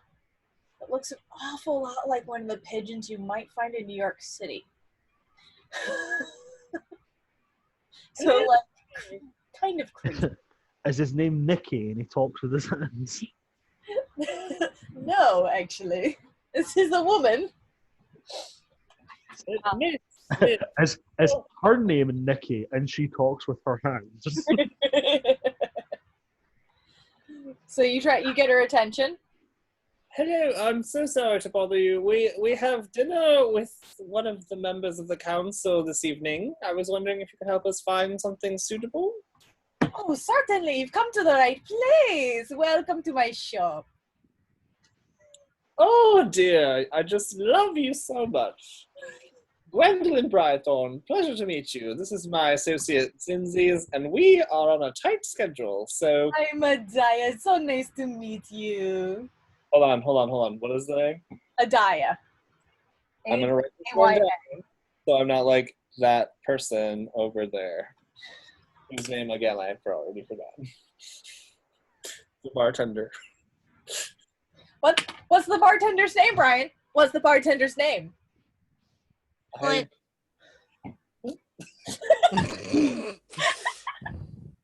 Does anyone remember the bartender's name? No. You kidding? Bartenders don't have names.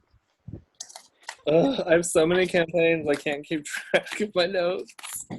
I will remember. Oh, Adaya. Oh, what a beautiful name. Well, thank you. It's very nice to meet you. How can I help you? I've got so much to offer. This one would love a beautiful blouse and maybe some very fine pants if you have them available. I also require a hat for a Vulpin, and What's your hat? I've got many. Something of the pirate aristocracy variety. I have Something like tricone with a big feather in it. I have the perfect hat for you. That sounds great. And you said a blouse. What are we thinking? Are we thinking gold? Are we thinking pink? Are we thinking a beautiful red? What do you think, dear? Jewel tones? Metallics? I was just gonna go gray or white. That's so boring. Ooh, what about a silver or something with a little lace just as an accent? Do you want gray? I give you gray. Hold on. And she kind of runs to the back and pulls out a blouse that is gray. Yes, but it's got like fine embroidery on it, but it looks kind of like tree branches and vines that just kind of comes up on one of the collars. It's kind of one of the ones that's not quite a turtleneck, but it's got like that higher collar with the buttons that start here, but you don't have to have it up that high. Mm. What do you think? How much is this one? This one? 2 silver. I put down a gold. I like your style, little one. Oh, do you have any matching pants, perchance? Of course, I've got the best outfits in all over the hut. Apparently not pantaloons. I think that's something entirely different. That is something very different. Breeches, perhaps? Or Breeches are also something very different. Let's just stick with pants. as you can see, clothes aren't my forte, as she shrugs the only thing she's wearing, which is a shawl. Oh, we'll fix that. We'll fix that. Trousers. Let's go get some trousers. And she brings out just plain, like, black trousers that don't really look, there's no, like, embroidery on them or anything, but they're, like, a really nice fabric, and they're really pretty. And they match the outfit. So altogether, you're looking at about 6 silver. I just give her 2 gold. So generous. I like this one. Oh, you look darling. Oh. And you, my dear, what can we do? We've got to make this great. We got to find something wonderful. Well, do you have any jewelry? I do. I have some. Most people come here, they're coming for clothes, but some people have custom orders with their outfits. So I have a little. All right. How about something in a silk variety as far as shawls go? Something in a what variety? I couldn't hear you. Oh, silk. Fine. Silk? Okay. Let me look at you. Spin. Spin. I have just the thing. And she kind of disappears again and comes back, and it's a shawl that has like a draping dress underneath it. And it's almost like a lilac color with and the underneath dress is a slightly deeper color, but we've woven through it is actually little beads that are just kind of embroidered along the edges and brought in throughout, some of it to some more water-like motif in the design. This is quite lovely. Perhaps will my quills disturb the fabric? Oh, this is I've made these for hedges before, please. And she turns it around. You actually see I got a little bit thicker in the back specifically because she's had hedge clients before. I know what I'm doing, my dear. I promise. It looks darling. I love it. I'll take this, the hat, if you have any pearl or blue stone or purple stone earrings. I have something. And she kind of dips around her counter and pulls out a couple of dangling earrings that they look like little glass river stones hanging from them. And hanging off of that is what looks like a purplish tinted dragonfly wing. Ooh, okay. So a pair of those. Oh, I can kill you. You're so good at this. I know my sense of style.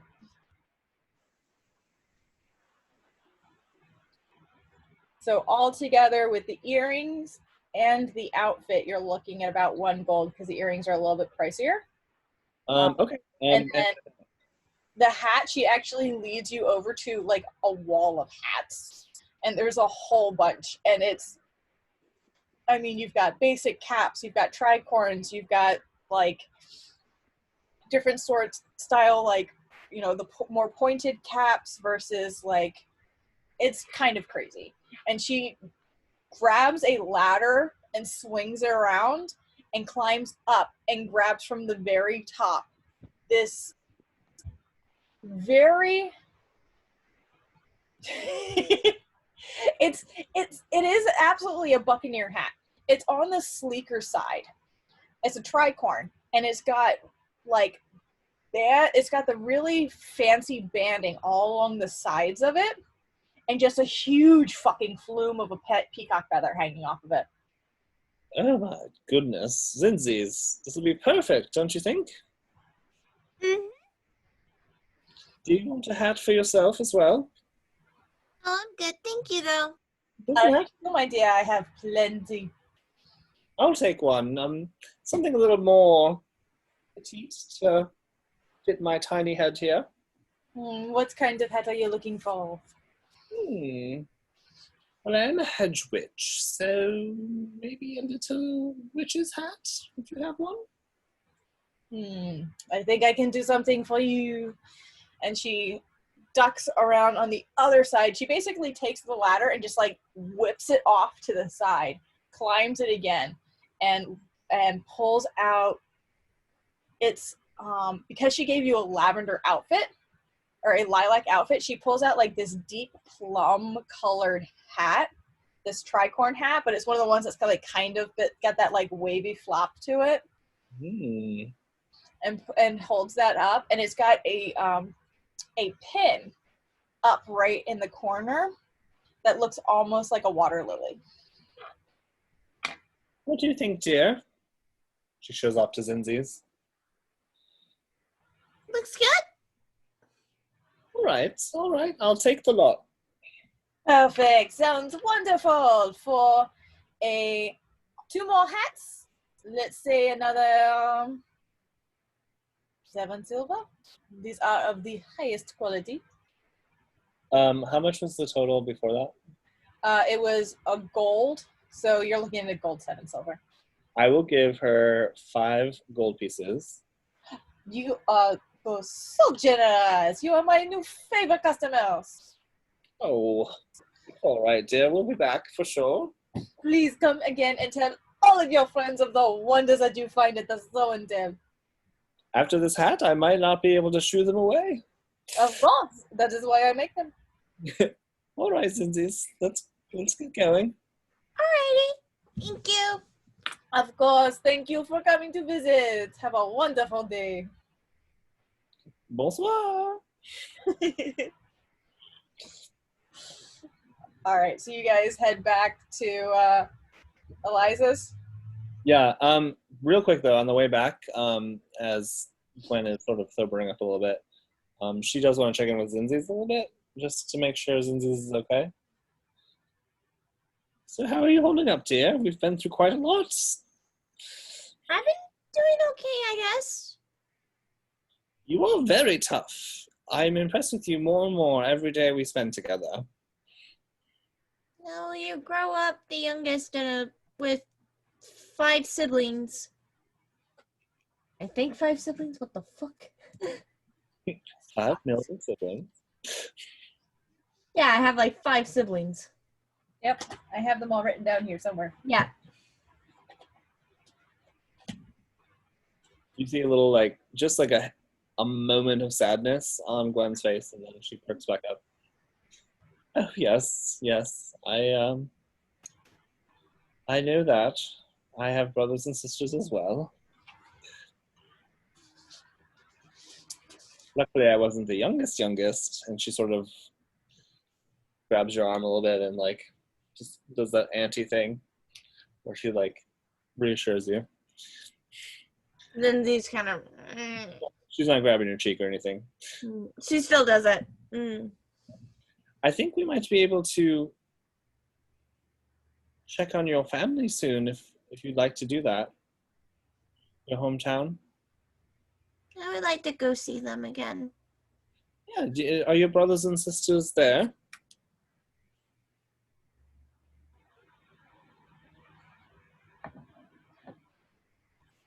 I'm blanking on my own family's names again. Fuck. I know my mom's name is Juniper. That's a beautiful name. Yeah. I My think mom's name is Juniper. My older brother's name is Finnick. And then there were all like plant names. Why can't I find this particular like of all the fucking things? Like too I many. really need to write down my own family names. Birch, copper, knotgrass, paisley, juniper, and cedar are your parents. Yeah. Cedar and Juniper's parents. Birch and Knotgrass are the twins that were... Copper and knotgrass. Huh? Copper and knotgrass are the twins. Copper and Knotgrass were the dicks. Paisley is the second youngest, and then Birch is the second oldest.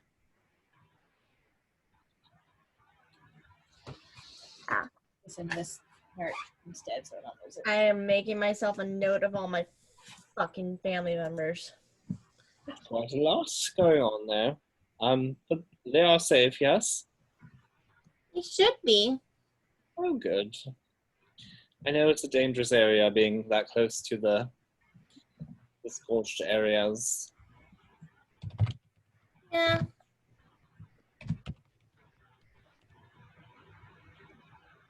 Do you think we should work with the children more? With Eliza's new babes?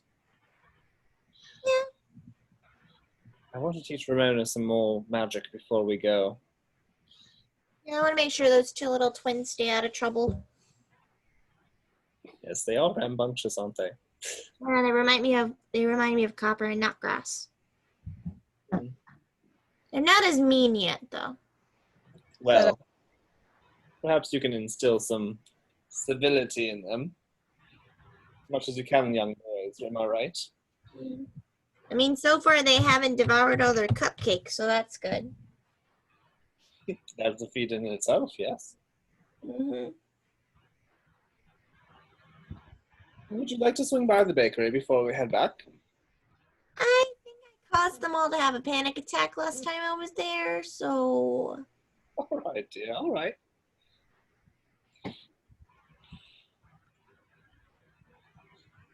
Well, you know you have me if you need anything. Thank you. And she sort of shakes her entire back, her quills, and sort of stands up a little straighter. All right, let's carry on. Okay. Okay, so you guys go back to Eliza's. Is there anything anyone wants to do during the day before we jump to the dinner? No. Okay, then for the sake of brevity. Oh, yes. Tarot card readings. Yeah, roll me 2, what have we been using? Insight? Mm-hmm. Okay. Or performance, one of the two. Either one. Ooh. Nope. 8 and 9. Okay. It's a pretty busy day in general, and people seem to be rushing around, so there's not as many who actually take the time to stop. Let's say it's not too shitty. You make 3 gold. No, 7. 7.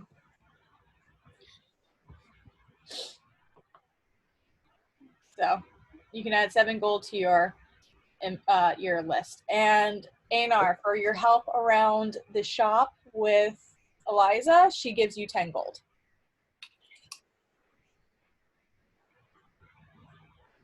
Einar just like takes the gold and like kind of like nods. Like, okay, thank you. Thank you for all your help. I really appreciate it. It is okay.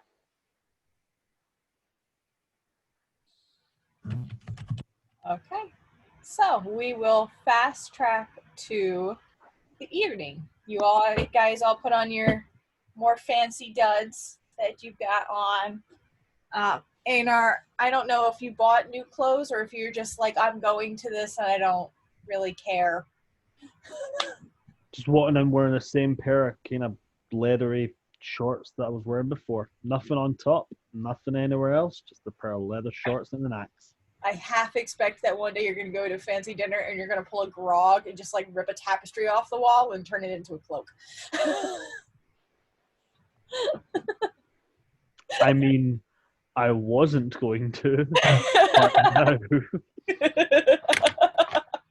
Just like a random shop's tapestry, just zink. I have a toga. I'm wearing nothing but my tapestry. I'm your god. Long may I reign.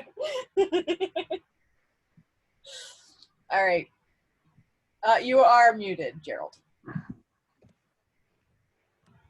I'm not sure if you were talking to us or not. All I had to say was Grand Poobah. Yes. Gun, pooba, deboink. Think of this and that. All right, so you guys head up to the Bows, which is the more affluent neighborhood. There are a couple of perch guard posted outside of the Bows, as this is where most of the council lives, most of the richer part of the area. Galen, you're being brought by this group that you just met today to the richest part of town.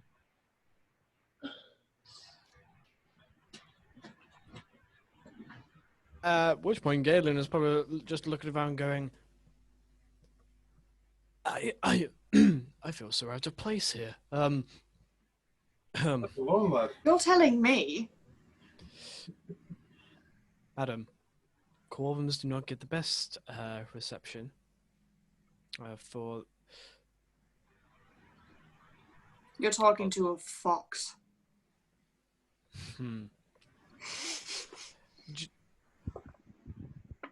But I seem to be well within trusted company, so I will...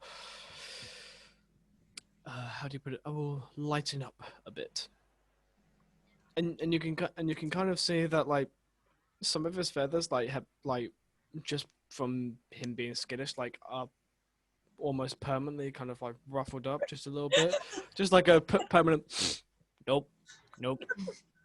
But you can actually kind of see him go, oh, okay. Aye, shoulders back, head up. I will say, because I totally forgot, did you guys give Red the hat? Oh, yes, and I would have made a show of it. I really want She to will play. thank you profusely and promptly. Oh, it feels good.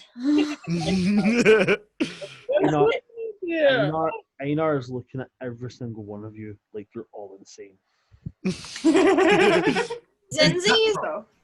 Zenzi's is wearing her blouse and trousers and stuff, but she's also polished up her studded leather armor because she's still wearing that.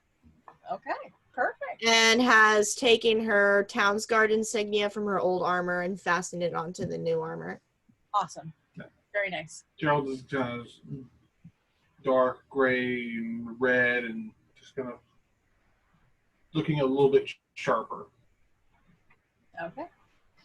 I just really wanted to see the reaction to the hat. That was fantastic. Back into it. You guys approach the gate, and the perch guard are standing there. They don't look like they're about ready to let you in, so... Gerald will produce the letter. There we go. They take it, look it over, and understandable. Do you need an escort to get there? It is more. That would be lovely, actually. I'm not entirely sure which one is. How attractive is this person? Actually, a younger woman. She is. She's a strig. She's actually a pygmy owl. She's not much bigger than Zinzi's, if bigger than Zinzi's at all. Oh, Margaret, you're too kind to offer. We would love an escort. Of course. And she'll kind of signal up, and then you'll see that up in some of the higher branches is what, like, it kind of works as a guard tower. One of the other members flies down, takes her place, and she escorts you to Conrad's abode. It's for as affluent as the neighborhood is, it's pretty understated. It's basic, elegant. It's a good size, but you can tell that he's not one for frivolous decoration in the setup. So it's very, very plain, but nice. Really what I would have pictured here. Well, he doesn't seem like the flashy type. Some of these places, I mean, the moon hit some of these houses just right. You could see it from the ground. See it from the roots, really. Yeah, and as you guys are walking through this, Zinzi's, Red, Einar, and Gwen, you guys are very used to being on the ground. This is the branches. This is a much more, it's a balancing act up here. Every now and then it gets a little bit thinner. You're not at the part of the branches where you have to start making the dexterity saves, because there are parts in this where you have to make dexterity saves to keep yourself from falling. Gerald and Galen, while you might not spend too many times in the branches, you guys are kind of used to being able to hop around and able to get by a little bit easier, but there are parts where you look down and there's just fucking ground. Zindies? Yes? Because I am a squirrel variation of Gerbane. It's a little easier for you to get up and around, yes. But you're also from Meadowfen, which Yeah, is that has very few trees. So while you're comfortable in the branches, it's been a while. Yeah. And Anar. Anar is just, I am big bearing tree. Just to very, very quickly ask, do you know roughly what time we will finish at? We're going to wrap up after the dinner. It depends on how long that role play is going to go. No worry, no, that's fine, that's fine. But I hope we're not going to go too much longer. That's fine. I just want I'm hoping like 12:30-ish my time, which is, 5:30-ish you, if that's okay. That should be fine. I just wanted to double check. Yeah. If you need a nap, we can just yell your name at a certain time as well. All right, so you guys approach the house. First, does anyone want to make a perception check? I'll make a perception. Or everyone Ohio. can. Anyone and everyone can make one. Good. Oh, shit. That is 17 in total. 14. 19. 19? I am bear not do good at the sleep thing. Gwen? 14 also. 14? Okay, you got quieted out. Gerald, I thought you said number 2? 17. Okay. And Zinzi's? Team. I hear the teen, but it's not picking up that first sound. 16. Thank you. Sorry, I love when these mics do that. It's my favorite thing. It's really not. It's not my mic, it's fucking Zoom. I know. It's been doing it to my dad, which is really funny because he can't speak up. All right, so you all can kind of hear it. Red is a little bit more muffled, but as you guys approach the door, you do hear what sounds to be a more muffled debate. You can't really tell what's being talked about, but you hear what sounds like Conrad's voice and another voice of an individual. And then as you go, someone knocks on the door, I'm assuming? Yeah. Yeah, so as that happens, the argument kind of calms down. You hear another little muffled conversation, and then footsteps before Conrad opens the door to all of you. And, oh, you are all quite prompt. I appreciate that. Please, come in. And he offers to let you enter the home. Have a lovely home. Yeah, as you enter, there is a little bit more decoration in here. Still nothing too out there. It's very tastefully done. It's very much, the best presentation that he can offer. And he leads you into the dining room where there are, some basic fruits and stuff first at the table as kind of an appetizer. You see a couple people that look like they could be staff kind of walking around. Not many. Doesn't look like he hires too many people as a staff. And then you also see a familiar Luma with very nice, very brightly colored robes. Very young. Looks kind of like a dove.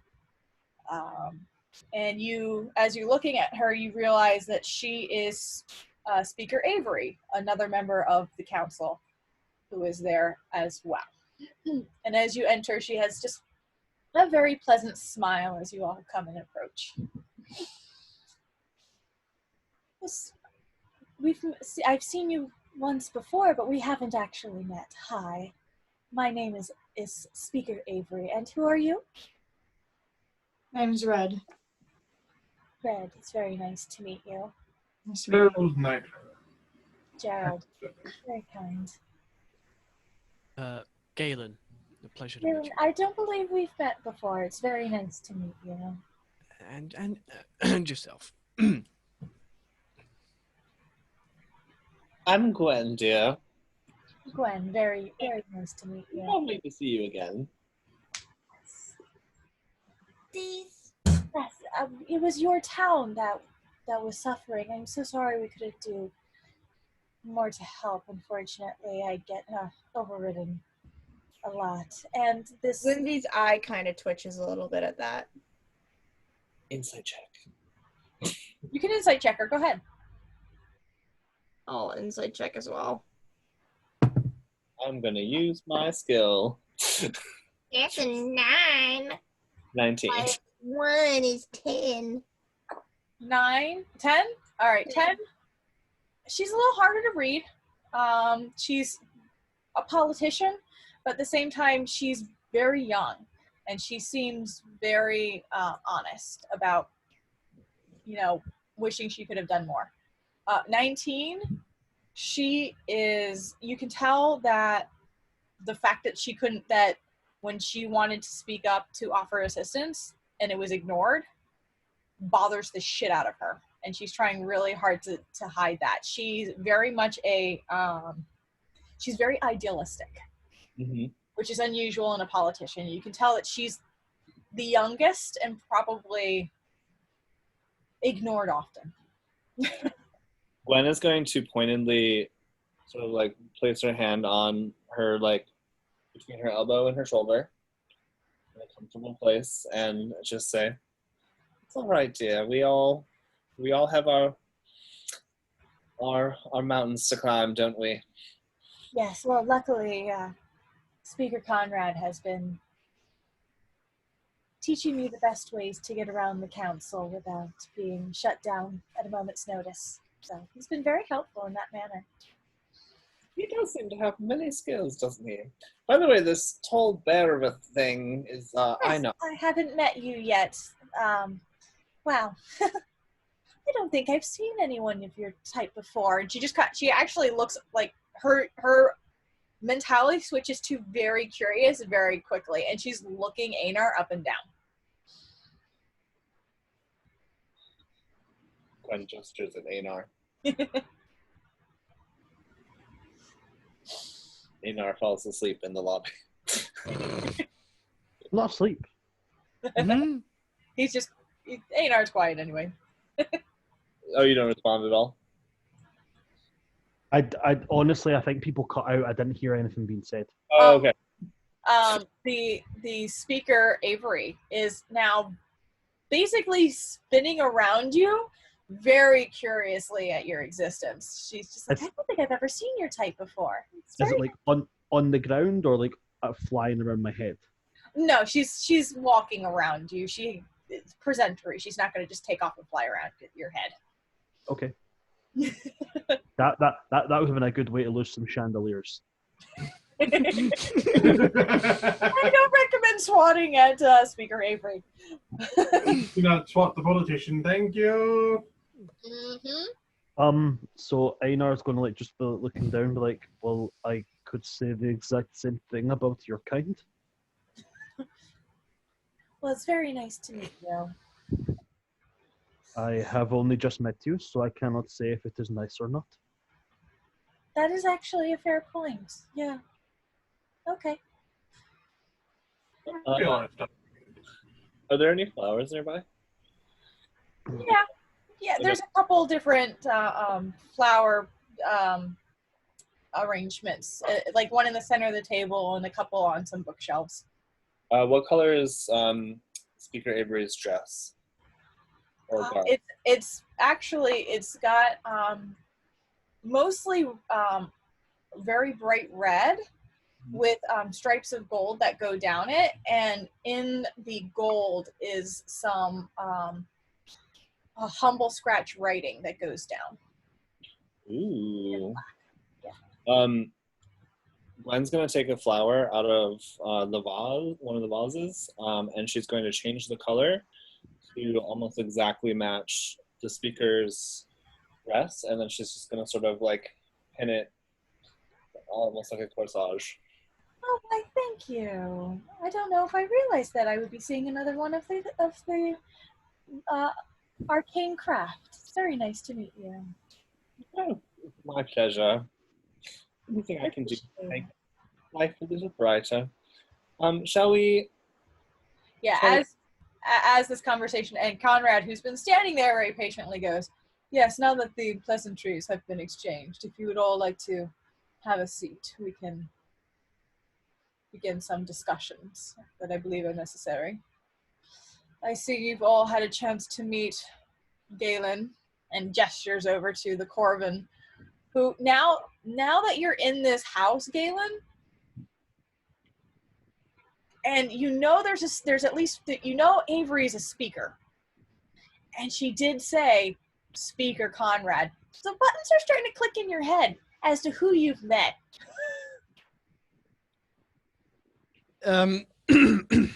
Like face value, he's keeping his composure. In his head, oh fuck, what have I got myself into right now? Gerald is just looking at him, watching the gears turn, going, "Oh, you poor bastard." Galen actually looks to Gerald, going, "You didn't think to tell me?" Nah, we're fun this way. I'll shoot to the next plane if I have to. I mean, I'll find my way back. I am. If you would all like, please have a seat. Galen will like put his stuff by the table and take a seat. So reluctantly remove his hat, but his cloak and clothes sort of change with his feathers go back to the paler color. Still fashionable without his hat. Einar, as Speaker Conrad did in fact know that you were coming based on the conversation you had with him earlier, there's actually a very large bench that you can sit at. He was in fact prepared, and this is a great room, so it's actually quite large. Your boy got a special chair.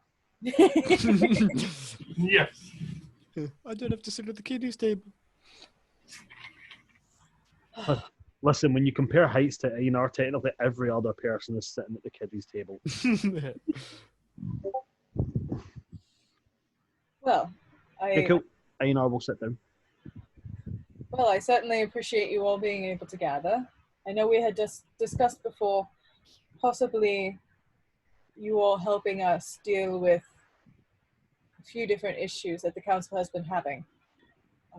Avery and I have been mentioning your group more to the council, and you have become known quite readily as heroes of the Alderheart after the attack on the bandit camp. Therefore, your name does already carry quite some weight. Our hope, however, whatever hopes you might have may be interfered with, unfortunately, but our hope is that we can perhaps hire you to help us deal with some of these issues that we've been facing. All right, well, specificities? Well, our first problem that we have to face is if we don't deal... The threat of the bandit coalition, unfortunately, is pulling our attentions away from where it should be. The fact that the Scorched Grove is currently growing should be a priority. However, the banditry that has been happening in the raids has unfortunately diverted a lot of our attention elsewhere. So the sooner we get them under control in some sense, the sooner we can focus on the real problem that we're having here in Everdan.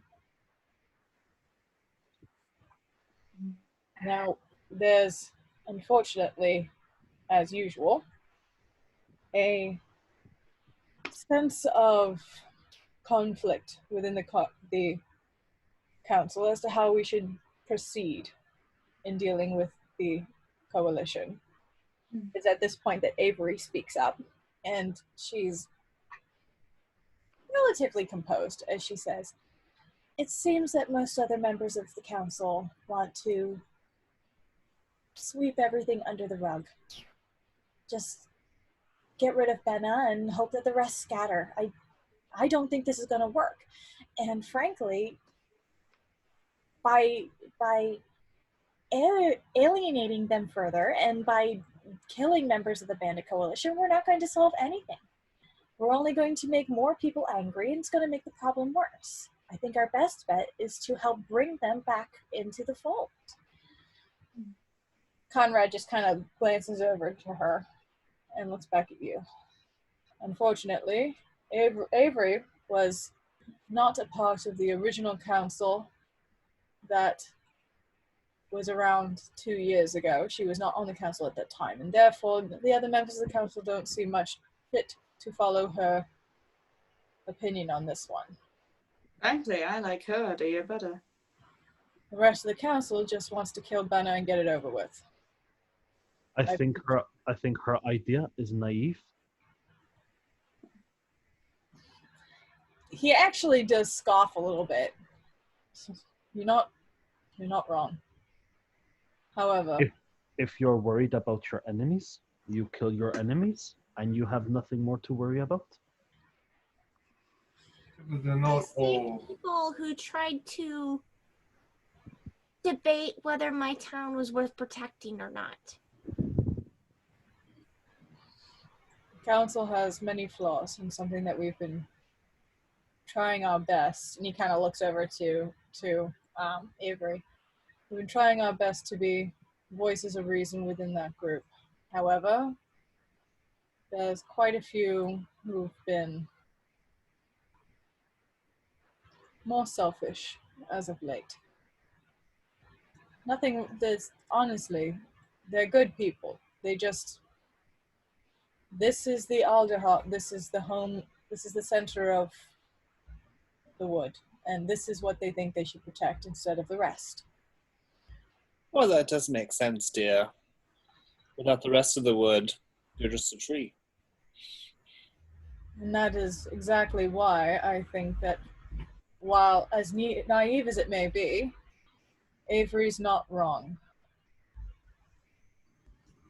So, Anyone we could help persuade, or if anyone is maybe getting some bad whispers in their ear. I didn't hear that. What? I was just asking if anyone might be like being persuaded to act a certain way. From my intelligence, no. That's troubling.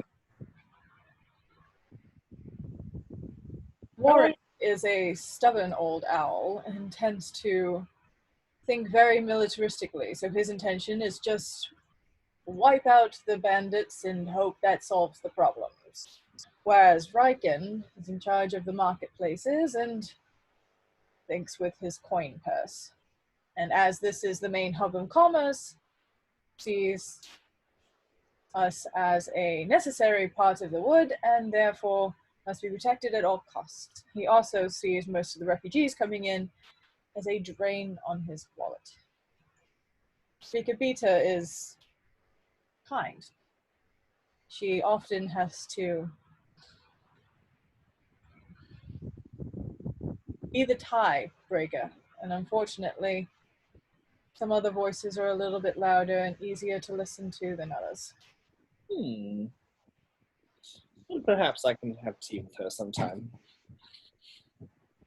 Certainly. She's stern.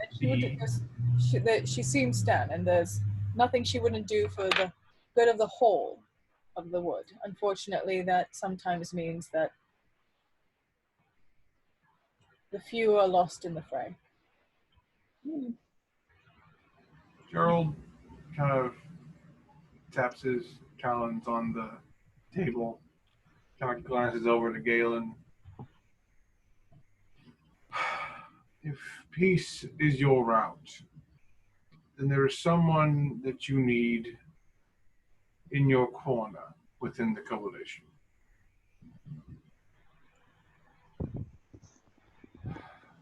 Barnabas. He's been in the game. He's been in the coalition since its founding.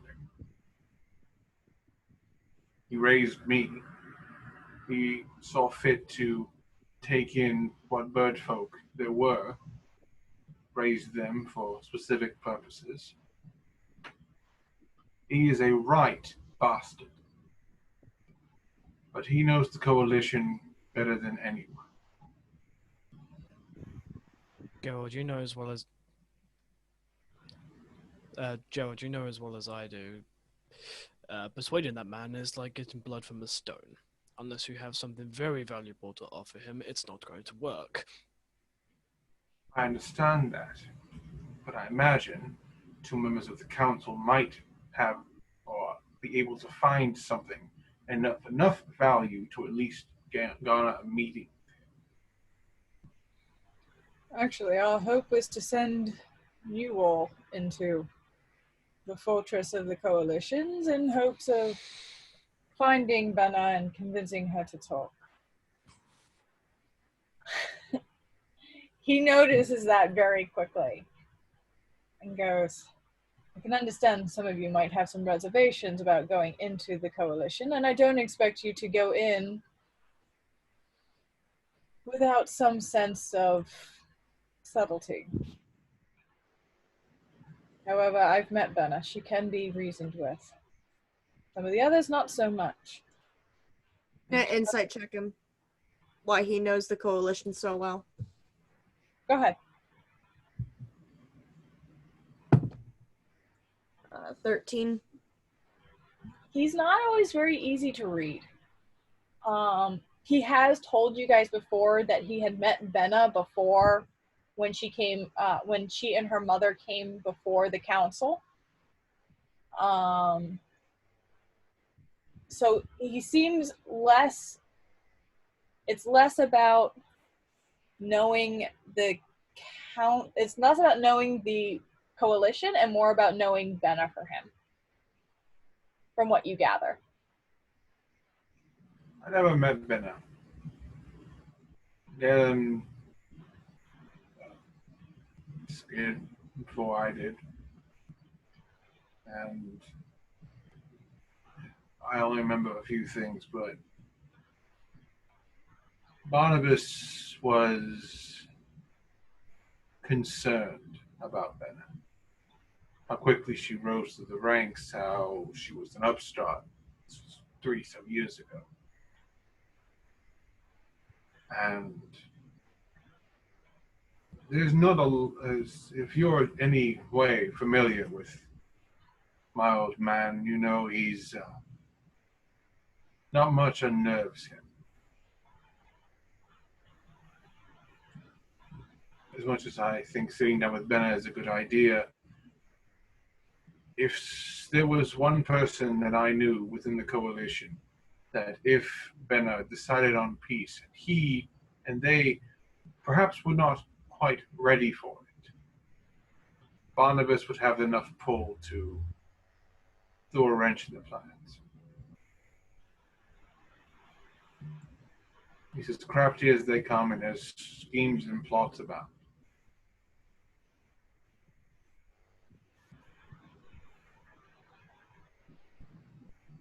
We either need him on our side or we need him out of the picture in some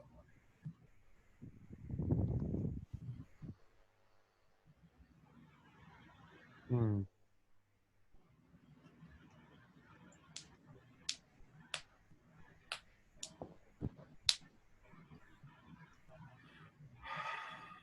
Apart from the change in management, have there been any noticeable changes in authority within the coalition in the last 2 years?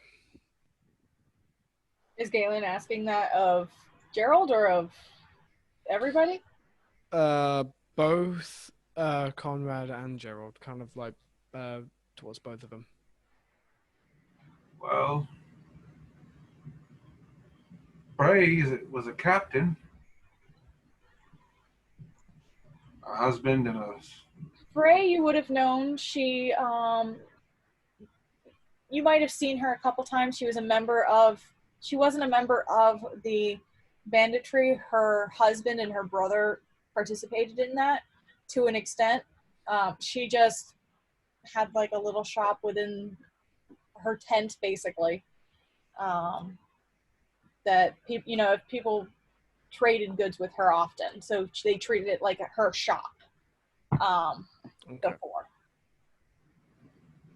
Oh, she's risen through the ranks then. Her husband and her brother are dead. She took up that position and she quickly rose to the ranks within the last couple of years. The sword was hers. She nearly killed Cinzy's. She's currently sitting in the jail. A lot has happened since we've been gone, old friend.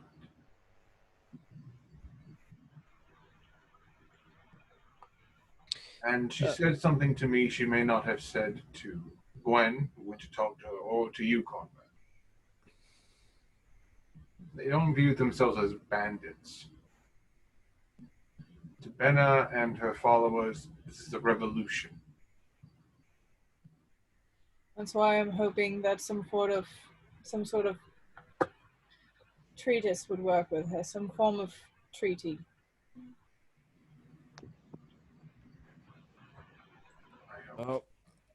I hope that Brenna is a lot more reasonable than the last management. Yes, I had one occasion in which I had heard some of the stories between your previous leadership. Not an easy man to deal with, from what I've heard. The reason Barnabas kept me away. I imagine he might have been one.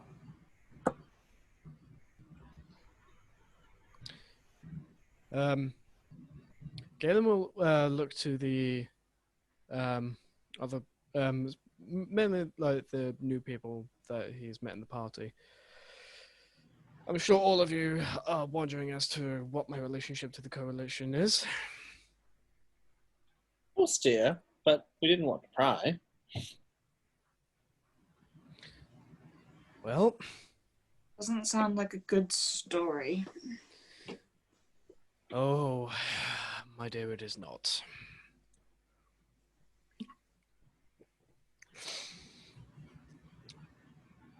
I was an advisor to the previous management. I'm sorry, what? I was one of the top three, if not the top three advisors to the previous management. And I should not kill you now. Why? Because I hired him. And we're in the middle of dinner, dear. It wouldn't be proper. Also because that man was a champion of deceit. As whoever says, why shouldn't I kill him now, Einar is just like glaring with this really low growl in his chest. Zinzi's is just awkwardly sipping her water.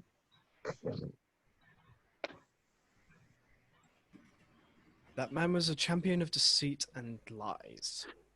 I was merely told that the banditry was security measures for towns less fortunate, and we were surpassing our great superiority and help. I merely advised what towns needed the best security, and that was what I was told that they were getting. One day I decided to personally inspect the means of security, and lo and behold, I was appalled.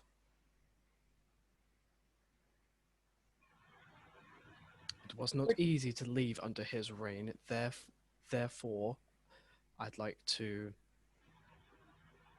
That's why you're so jumpy and jittery. Correct. And why I've decided that you would best suit here helping than in a jail cell. Not to say we won't end up in one eventually, but more voluntary. But So, I don't run the town's guard. I never Lindsay ran the guard. sits up and try to make sure that her town's guard insignia is very fucking visible. I don't run the town's guard. I don't run the perch guard. I do, however, have some of my own arms in different places to make sure that information gets to me first. wouldn't you much of a spy master if you didn't? Can offer some protection. And that goes for anyone who might need it. Let it be known, ladies and gentlemen, I am not proud of what I was a part of. so Gerald was in the coalition. You were in the coalition. Is anyone else here a part of that? I'm still entirely confused about what a coalition is. Could you pass the peas, dear? I'm gonna insight check Gwendolyn. Please.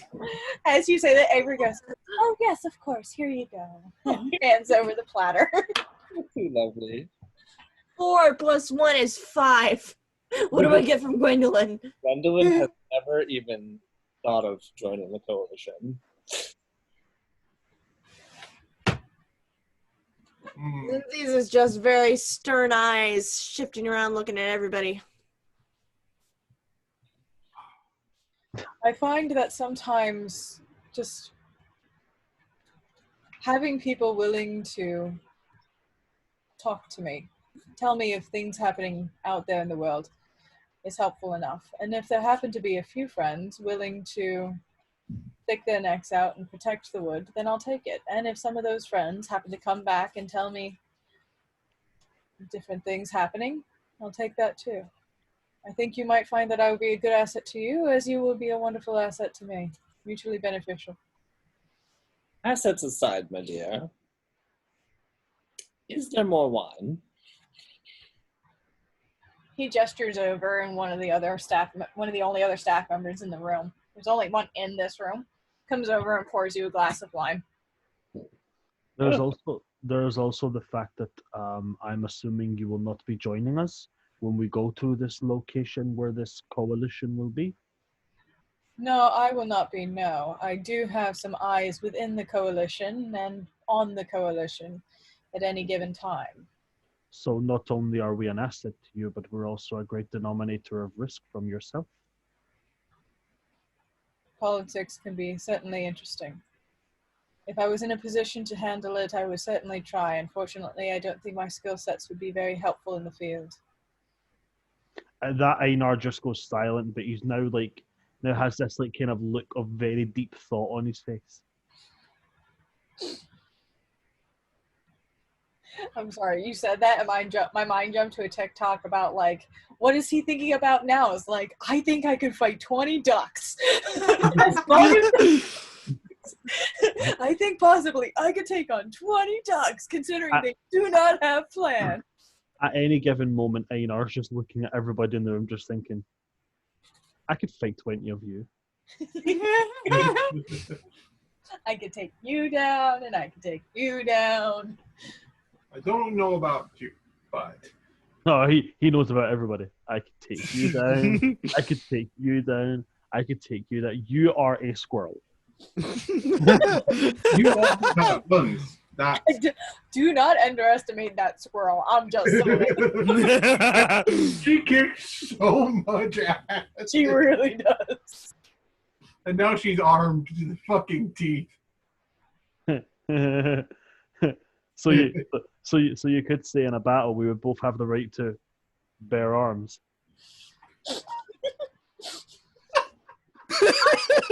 Tired for this. We're about to wrap it up anyway. Okay. Just kind of taps his, kind of ruffles his head feathers. I'm in to fix the problems I help contribute to in the wood and keep it safe for people.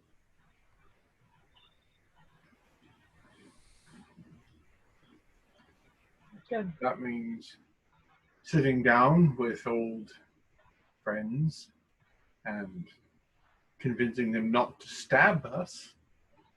I might be up for that.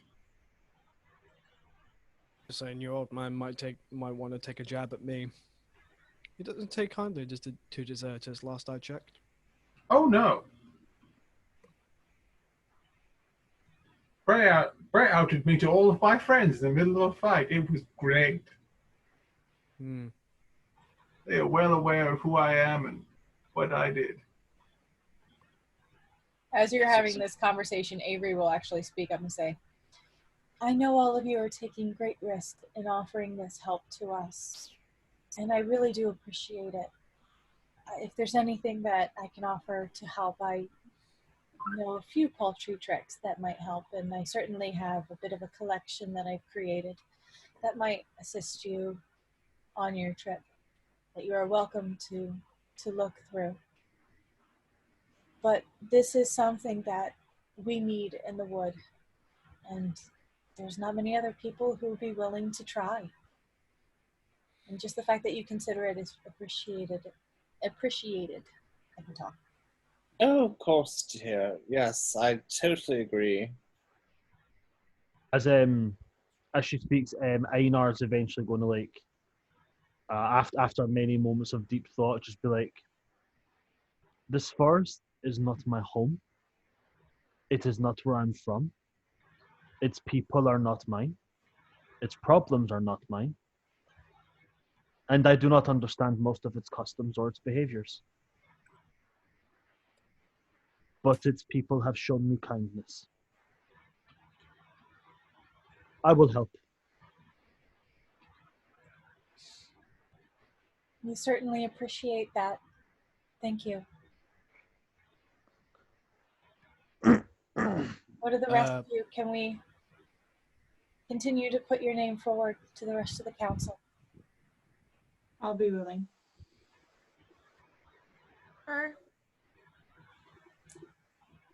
Galen turns to Avery and Conrad. If peace isn't an option, you know that wiping them out is only a temporary measure. There will always be some sort of revolutionary cause on the horizon. That's the trick of a kingdom this size. Not everyone's always going to be happy. But we can try. And try I shall. I will help. Thank you.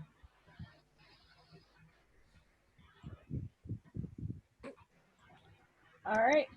So you guys, having agreed to assist with the coalition, are able to enjoy some small talk in the rest of the meal. More wine is brought, some delicious food is put out. It's some basic conversation going on around the table. Zinzi's, now that the politics is over, maybe she's a little more comfortable. I don't know. If there are any fucking desserts, she's devouring all of them. And there are plenty. There's a. It's funny. There's a moment where some of the plates are brought out, and somehow there's a specific sweet for that fits with each of your tastes, and it's very curious. And some of you are just like, oh, I wonder. And then you see Avery is sitting there. She goes, oh, I made those myself. Thank you. Worked hard on them.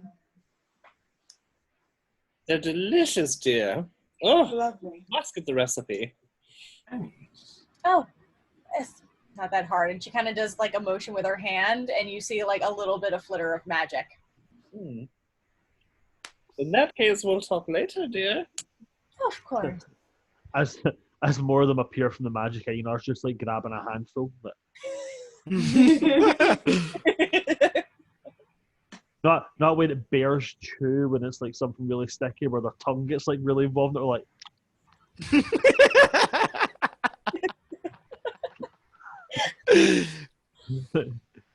Etiquette and protocol is not something that Eastbjorn do. Galen will Really actually just pizza puffed and full. of food.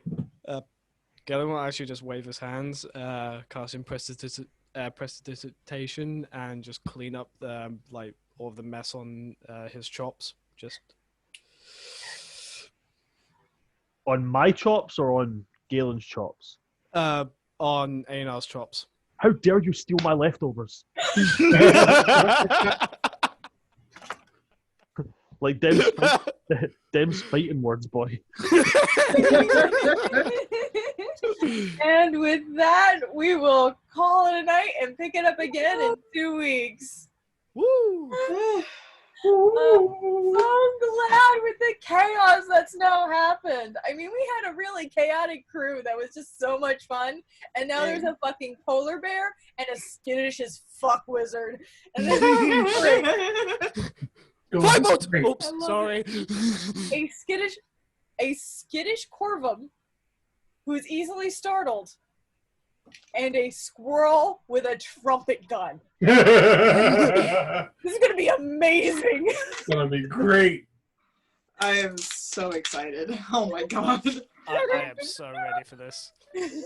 With that, for anyone who's watching us on YouTube, thanks for checking us out, and I guess we'll see you in a couple of weeks.